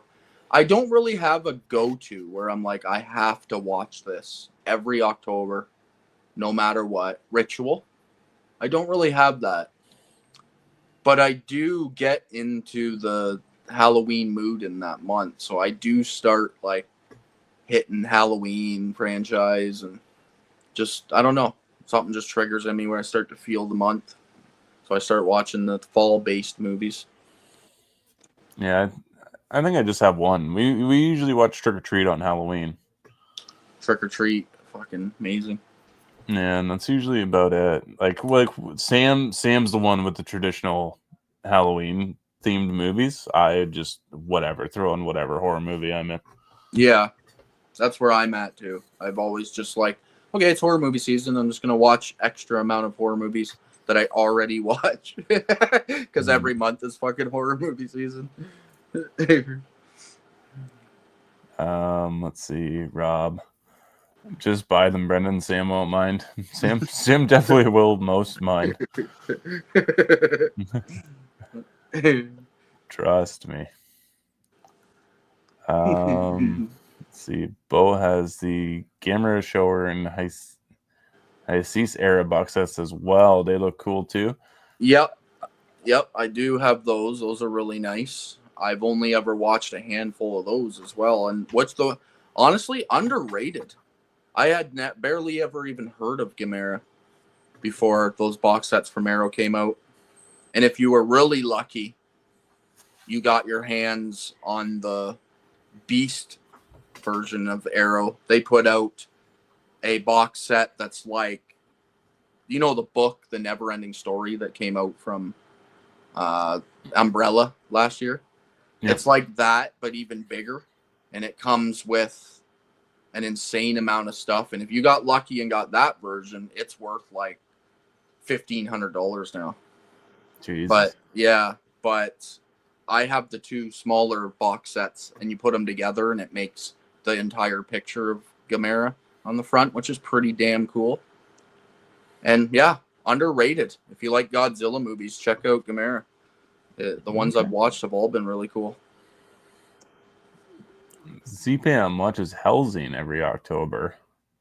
I've never tried that show. I've always looked at it and wanted to, and I'm like, I don't bother. Another one I've been looking at for a couple of years and haven't gotten around to is Castlevania. And then they just announced that they're putting out a really freaking nice complete series box set. And I might pick that up because it looks pretty damn cool. Yeah, I've heard of the show, and I've heard it's good. I just haven't gotten around to it either. They had the first Was it the first 6 or the first 8 seasons of Dragon Ball Z at fucking Walmart? Oh, really? Yeah, and there was Oh, an wow. $8 price tag sticker on there. I don't know if that's accurate, but like there was an $8 price tag, and I was like, should I just do it? Like I'm I'm Yeah. like $8. when am I ever gonna watch this? But like I'm like, it's fucking my whole childhood right there, you know? Yeah. Yep. I was a huge Pokemon fan when those movies came out in like 99, 2000. Yep. I don't even have those in my collection. Wonder if they're available. I've never even looked them up. Yeah, I don't know if they ever came to Blu-ray or not. They probably did. Let's see. A horror movie, a horror film that I think is highly underrated. I'm so glad Arrow Video is releasing it next month. Is Hellbender. I love that film. You and Sam watched it. We liked it. I have not seen it. I know what it is, though. It's on Shudder, I think. That's cool.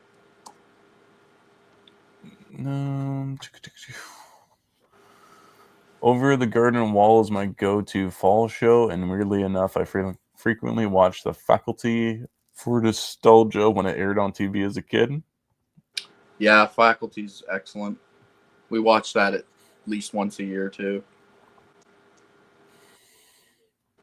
ZPM, I just watched all of Dragon Ball Z and then Dragon Ball Super like in the last 3 weeks. Nice. So that's a lot of fucking anime. That is. I know. All right. We are all caught up again. All right, I'll hit you with one more. I'm guessing you're probably getting close to wanting to call this. We're going over 2 hours. We're getting there. I'll give you with one more. Man, I have 3 actually, so I'm gonna hit them with you fast.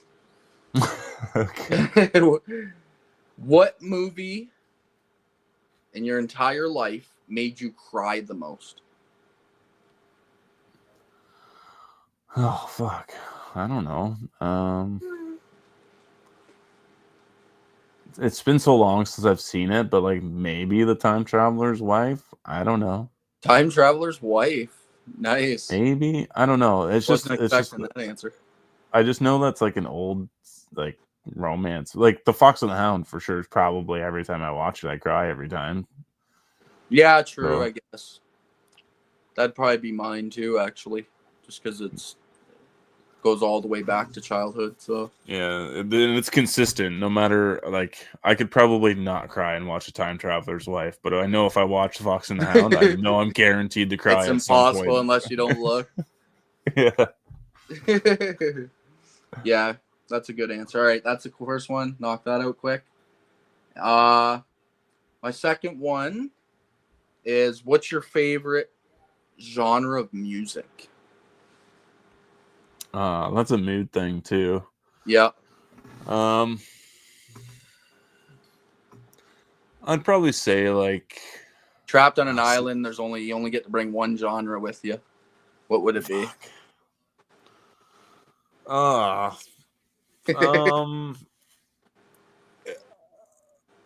I'd probably do pop or something like that. Pop. Oh wow, another answer I wasn't expecting. Yeah, you know what? Because like, if I'm trapped on an island by myself, I'm gonna want to have fun.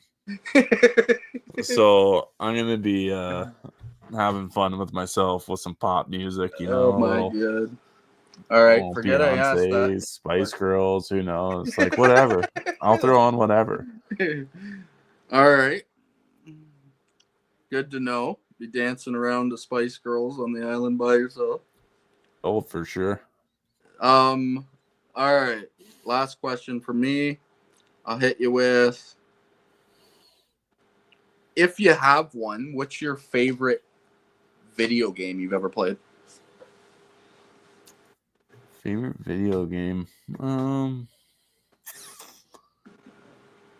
That's another hard one because I prefer story-based video games opposed to like. Well, then again, I say that, and then you know Batman Arkham City was so fucking good. Yes, it was. That's a contender for me as well. Yeah, like so epic. And such like a good conclusion to both of those characters in their own right. But fuck.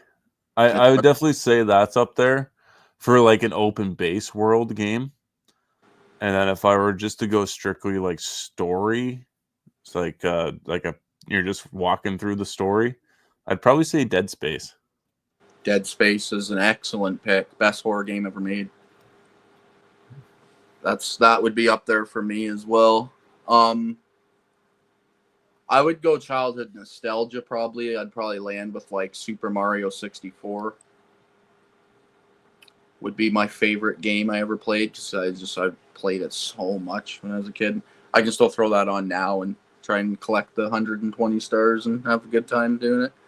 Yeah. So I'd probably go that. But Dead Space is definitely up there as well. BioShock too. Did you ever play that? That's another really fucking good. Like I think I jumped into somebody's like one of my buddies' story like while they were already halfway through the game or something like that. So I never got fully invested in it.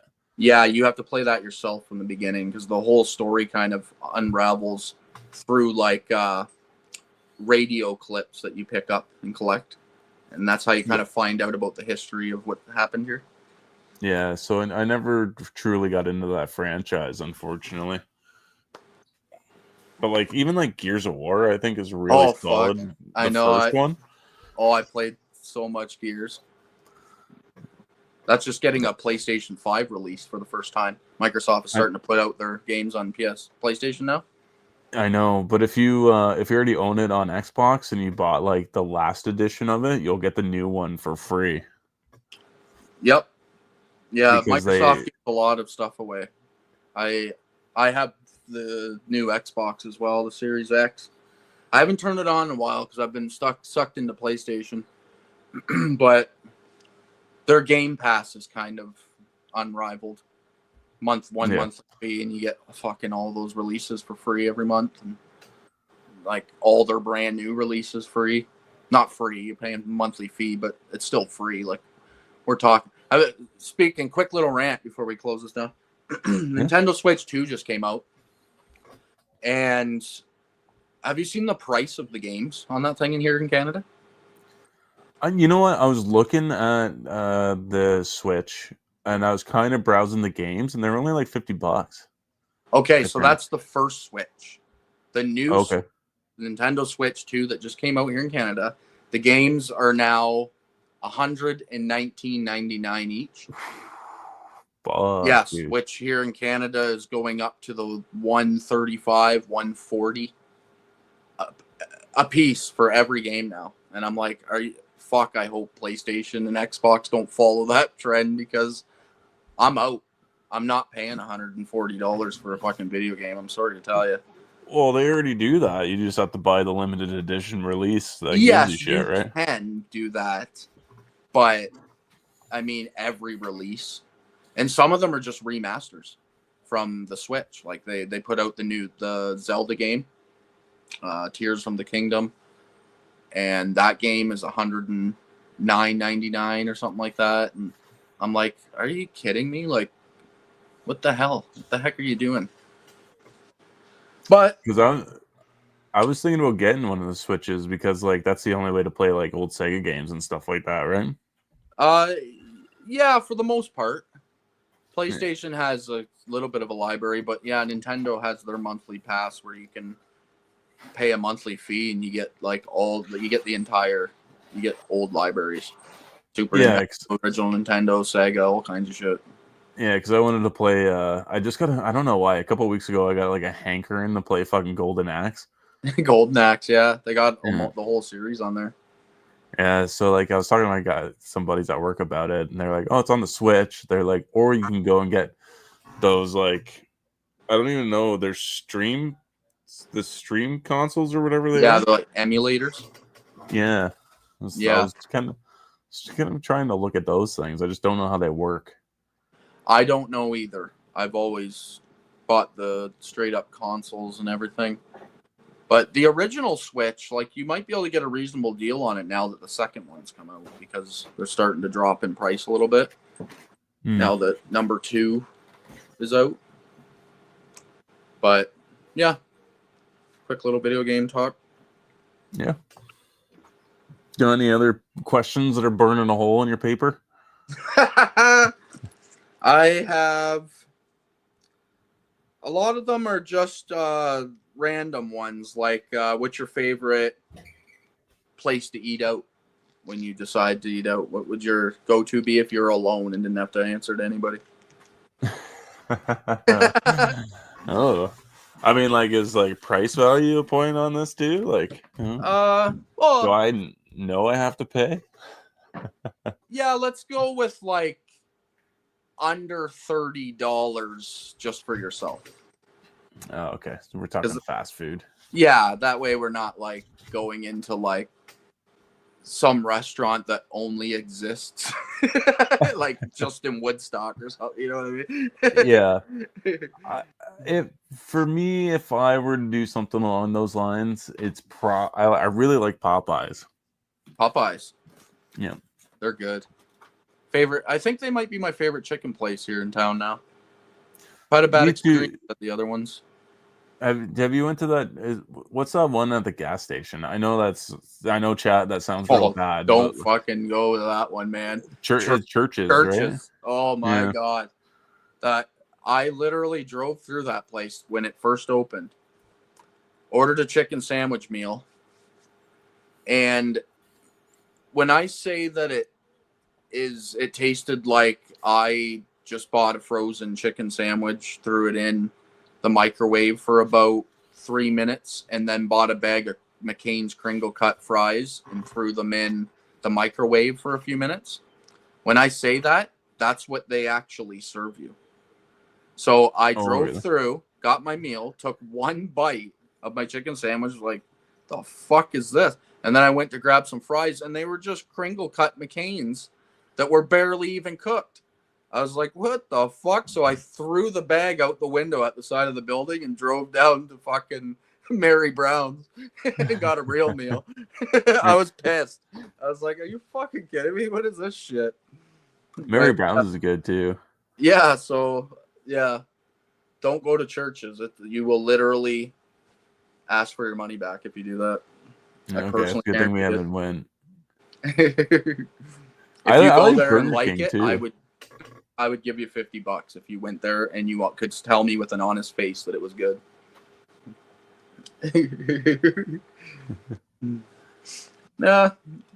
Yeah, my favorite. That's a hard question. Tonight we had guac, the Mexa Grill. That was really tasty. I really like their tacos. Yeah. I'm gonna be honest. I think my favorite, and it's gross to most people, is probably Taco Bell. Sam likes Taco Bell. Oh, I love Taco Bell. It just hits the spot, even though it's so cheap and like it's shitty. I also think it's gross. Yeah, everyone I know thinks it's the most disgusting thing they've ever looked at, smelled, fucking tasted. It's hard on the guts. But yeah. Yeah, I think I pretty much covered everything I'd want to ask you. Don't really have anything. Like someone else asked favorite collectible. That was one of my questions.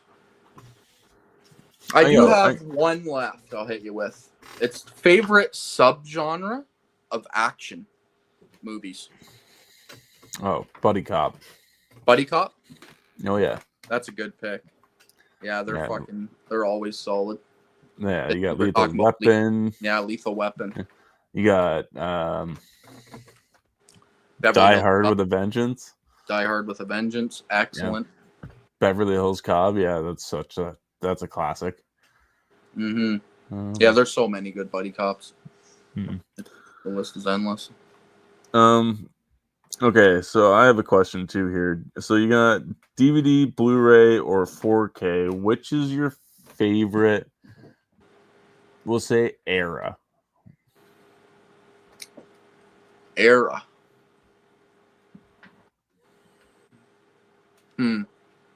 That's a tough question.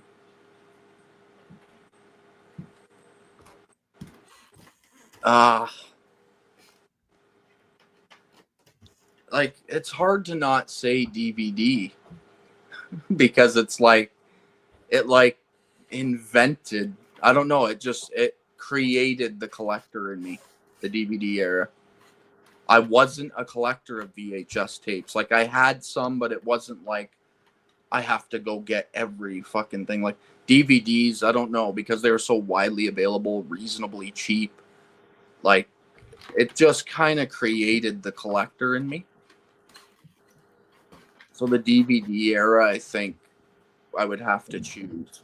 The Blu-ray era, although it's the majority of my collection now, I kind of dropped out. I'm gonna be honest.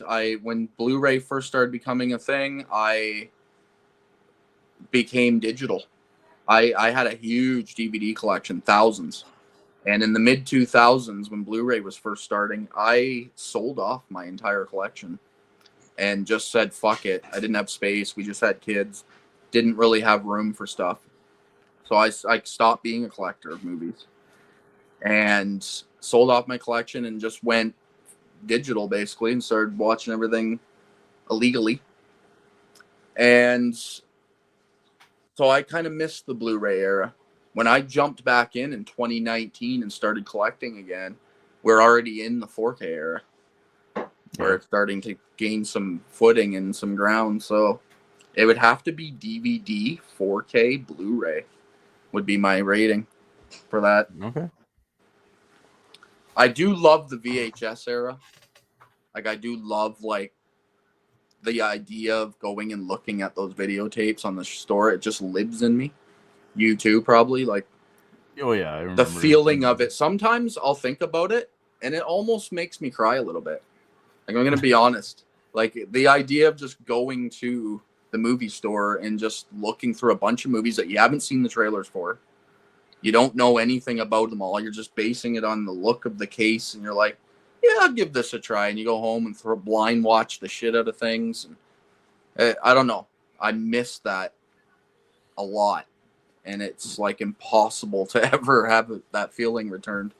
Yeah, so I try hard, but it's cool. It's cool to have lived through that. Yeah. I saw somebody selling Blockbuster poster frames or whatever. So, they'd have the poster and it's blue or whatever. Yeah, with the Or light up. yellow. Yeah, they were selling those, a couple of them. That's cool. I know I'd love to put posters up and stuff. Like all the collector's editions we buy. I probably have 100 fucking movie posters. Yeah, and probably. I have nowhere to put them all. I don't have nowhere to put any of them, to be honest. All my wall space is taken up with movie shelving and all these kind of shelves. And yeah, I don't really have space to do it. So posters aren't really an option for me. It'd be cool, though. Yeah. Let's see. We got Brad saying that's hard to deny the DVD era. The DVD era had the best special features. Yeah, it kind of invented special features as well. Yeah. Sam said the DVD menus were fun too. Yeah, they fucked with them a lot. I liked it. There's a few that stand out. House of a Thousand Corpses had a really cool menu when it first. Oh yeah. Where you're just sitting there and oh my god, my brain is starting to fall apart. The clown's name, what is it? Captain Spaulding. Jeez, Spaulding is just sitting in the menu and swearing at you. Yeah, he's just like, shut this fucking thing off, and you're still here, idiot, and shit like that. Like, it's pretty good. Yeah. I remember getting a kick out of that, like inviting my fucking uncle over to check it out and be like, check this out, man. Let's look at this DVD menu. Kind of crazy. Yeah. Well, and too, like DVDs, they had like alternate cuts, like the pick your own adventure almost with Final Destination 3. You got to pick who dies in what order and stuff like that. That's wild. I don't remember that one. Jeez. I missed that one. I know cool. It only came out in a certain run of the DVDs, but yeah, the DVDs were something else. I was wondering what you were gonna honestly say, because I'm in the same boat. I missed the Blu-ray era too, because I also didn't start collecting up again until 2019. Yeah, we started collecting at the same time in 2019. Yeah. I know. When you said that, I was like, wow, that's the same year I started. My first movie I bought in this collection is Joker from 2019. Oh, okay. Me and Kayla couldn't watch it. We tried downloading a stream of it illegally, and it was fucking terrible quality. And I was like, I'm kind of done watching movies in shitty quality. So I just went to Walmart and bought it right there, and that was it. That started it all. Fucking month later, I had 300 movies. Yeah. It's an addiction. That's like Sam. She bought me 3 Blu-rays, and then it was game on. Yeah, it's hard, man. Once you see them on the shelf, you're like, oh yeah, holding something in your hand does feel good. I know, and then now it's like upgrading the quality of the picture and the sound and stuff. Yeah, like I know. you can go on YouTube videos and watch like VHS quality, DVD, Blu-ray, 4K quality, all in the same scene, all playing together, and it's like, oh my god, look how far it's come. It's wild. I know. A lot of people just don't even take, like, they don't get it. And it's part of the reason why it's become such a collector's market, because a lot of like people born during the Blu-ray era, say mid 2000s, you wouldn't all you ever know is great quality.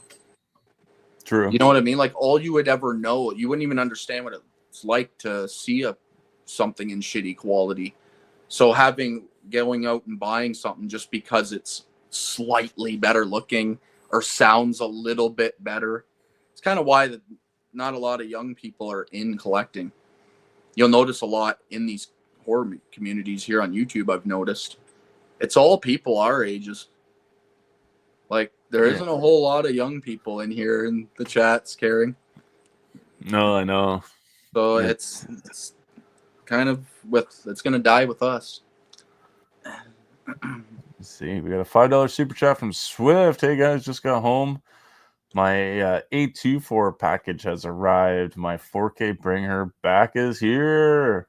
Nice. Lucky bastard. There's a specific scene in there, Swift. When you watch it, I want to know what the Dolby Atmos sounds like during this one sequence, because in the theater, it sounded so good, and I can't get it out of my head still. I'm going to send you a super chat. Oh, you killed Duncan. Let's just go to a hotel and just relax for the night, and maybe we could get into something.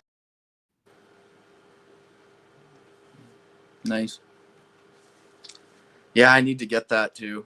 I'm gonna hope our Walmart gets it. If it not, then I'll be going on and ordering it tomorrow, because I haven't seen the movie and I'm dying to. I saw it was on Amazon, like the Arrow, or sorry, the A24 edition, but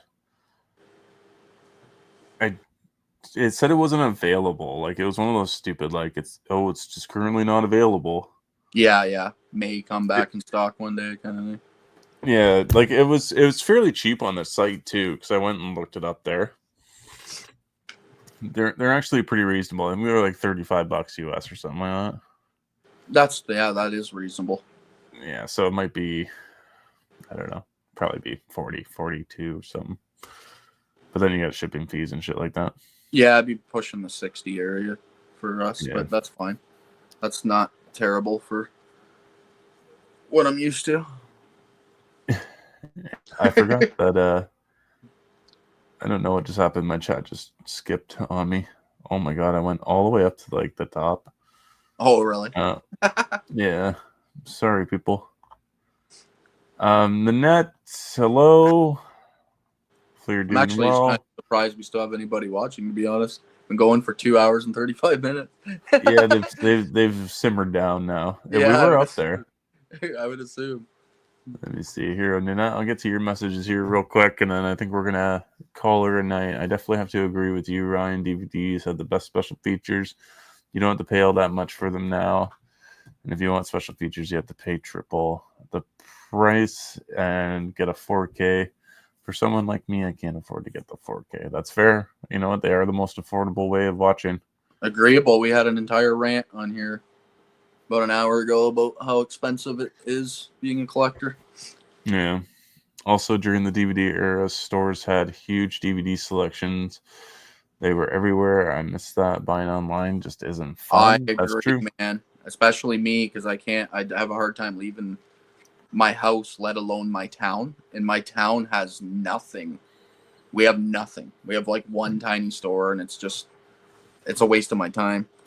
Yeah. I miss You going could- into like a Blockbuster or Rogers, and they just got the whole used section for sale, and they're all cheap. used to be able to buy DVDs in fucking grocery stores. Yeah, everywhere. I know. Yeah. Now they have nothing anywhere. It bums me out. Even our Walmart is like pretty fucking Dying. buster here, man. We have we have a new release rack at our Walmart in our city. And it's just all the new releases and everything they couldn't sell that were new releases like 3 months ago, and that's it. That's all we got. A little bit of a DVD like TV show collection over in the back corner, but Yeah, pretty much. There's nothing. And they only stock once a week. And then I even asked them too. I asked the one guy because like he talks to me now all the time. One of the employees there, because I wore some shirt, and he was like, I wore the Hyperborean shirt. oh, nice. And he's like, I know that from somewhere. He's like, where do I know that from? And he just like, we talked for like 10 minutes about like conventions and stuff. And now every time he sees me, he comes up and talks to me. So I was like, listen, I'm really curious because I was looking for Sinners on 4Kicks Sinners on 4Kicks. I really wanted it. And I was like, do you got like any in the back? Like are you guys just like hiding them away? Like what's going on? He's like, nope, everything you see there is what we got. I'm like, Yeah. I'm And they like, sell what, out immediately. Yeah, I'm like, so what? You get 5 4Ks of each fucking movie? Not even. Sometimes, like, if we're lucky if we can get 4Ks, to be honest. Most of the True. movies are like Blu-rays at best. And then, like, when I say all we have is one new release section, I mean it's like 4 feet long, 2 feet wide. And most of it, I would say at least 70% of it is just DVDs. Yep. And then we got like a little bit of Blu-ray and 4K on there. And that's all we have to choose from. So I basically do all my shopping online. Almost this entire collection was created off online purchasing. I'm not going to complain. I miss that era a lot. But I do love that I can just click a button and have anything I want delivered right to my fucking steps. It does blow my mind once in a while. So as much as I whine and bitch about new generations and complain about the good old days like an old man, I do love some of this technology. Like, it is kind of nuts. Like, I don't have to go searching for a movie. Like, that's pretty wild. Like, if I wanted to buy something 20 years ago, I would have to go to every movie store, probably in all different kinds of cities, trying to look for it. Now I can just click a button, and it's at my steps. Like, some of the fucking Amazon shit comes like 3 hours later when I order it. Like, I'll buy something at 11 in the morning, and it will be here by supper time. Like, it's like, pretty much. Are you kidding me? Like, 3-hour delivery? Like, this is epic. What, do you have an Amazon building like next to me here? And they just walk it over and set it on my step? This is fucking epic. Insane. Well, it's nice. We're not too far away from the closest, like, it's in London, right? So it's only like 30 we minutes away. actually, another one opened in Ingersoll, which is only about 15 minutes from here. Oh, So nice. we have 2 now that I noticed, because the last time I placed an order a few days ago, it said, do you want it next day delivery, or do you want to pick it up at our local warehouse? And it was like 12 minutes from here. So shit. Geez. So if I wanted, I could have went and picked it up. 12-minute drive, and I have it like 12 minutes from now. So I'm not going to bitch about the convenience. It's ridiculous. Yeah, it's nice. It must be nice to be rich YouTubers and just have $60 to drop on all the movies you want. That gets you about one movie here, buddy. Yeah, I'm making a lot of money on this YouTube business. I'm telling you, the dollars are just rolling in. Swift, again, thank you so much for the super chat. I have a Calypsy Dolby Atmos system. I'll definitely Nice. let you know. That is Fucking nice, nice, man. man. That's what I wanted to get. I put mine together piece by piece because I'm not that rich, so I had to be cheap about it. And each of my speakers were about 300, 400 a piece. Yours are more like 6 to 1,000 a piece. That's why I didn't get clips. Yeah, I know. But they're fucking nice though, man. I wanted them too, but I couldn't do it. I don't have the space for something like that too. So I don't either. I live in a small apartment, so if I put those in here, I wouldn't be living here anymore. I'd be kicked out immediately. So I just have the Sony. I got pretty good though. They're like good 300, 400 a piece. I paid for them, so it's a pretty solid stereo. It will blow, like you can't hear each other talk on the couch when I have a movie on. I know. I haven't even put mine on. Like, I haven't even tried putting mine on full blast yet. Like, giving her a run for its money. Yeah, I just haven't even bothered. I should do it. I should try it. The day I bought my final piece to this and finally had the whole like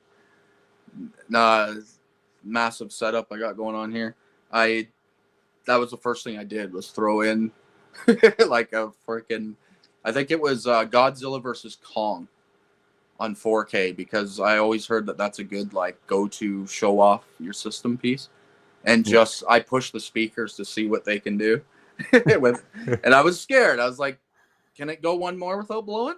Can it go one more without blowing? And just kept going until it was like, oh my God, like this could rattle pictures off walls. But yeah, I love it. Because I don't leave the house much. So I might as well have a movie theater in your house. No, yeah, exactly. That's kind of what I wanted to. Cool. Yeah. You gonna call her? I think so. Spent quite a bit of time on here, so I think we'll shut her down for the night. And yeah, we're back online on Thursday to discuss our top 5 movies from the 2020s so far. So we can't include 2025. Yeah, it's the first half of the 2020s, and only horror movies. Yep. I actually love that idea because it's cool. And it also blew my mind that we're already like past the halfway mark of the decade. Every time I think of that, I'm like, geez, we're in the back half of the 2020s heading towards the 2030s. I know. So yeah. And then that'll be fun. That's with Sean. Yeah, from Sean's Horror Corner. If you guys haven't picked him, his picks. Oh, me too. Because I really don't know. Like mine are kind of predictable, obviously, but because I'm like a big budget horror, so mine are kind of predictable. But I'm interested on Sean because I don't really know. Like I know he's loved slasher movies a lot, but it's interesting. Terrifier 2 and 3 on the fucking yeah. There's 2 movies. Scream 5 and 6. But they're long, so they might not make it. Yeah, that is true. Be interesting. Yeah, I'm very curious too. It's gonna be really hard because we only get 5. So. Yep, I've narrowed mine down to about 8. So now I just got to pick from those. Yeah, fuck. I got 12 movies, 13 movies from 2020 alone, so I got to go through the rest of the years and try to decide. Nice. But yeah, thank you so much for coming on again, Beau, as always. Do you want to give your channel a plug real quick? Yeah, sure. I'll be quick about it. Right now I'm just doing battle royals. I'm covering the year 2008, and I'm probably going to go through like the entire year. So if you ever want to use it as just a reference guide, you can be like, oh man, all the movies that came out in 2008. But yeah, I'm taking 10 movies, putting them in the ring, battling them out. All my winners are going to face each other at the end. And I'm doing it pretty quickly. I'm just power watching through the entire year. So it'll be all up within a month, probably 100. Nice. All right. Yeah, and like I said, we're back online on Thursday, and me and Sam are running through a bunch of screeners that we got, so those will be released almost daily this week. So we got some movie reviews coming up for everybody. So stay tuned for those. Cool. All right. Thank you guys so much for watching, guys, and remember, stay spooky.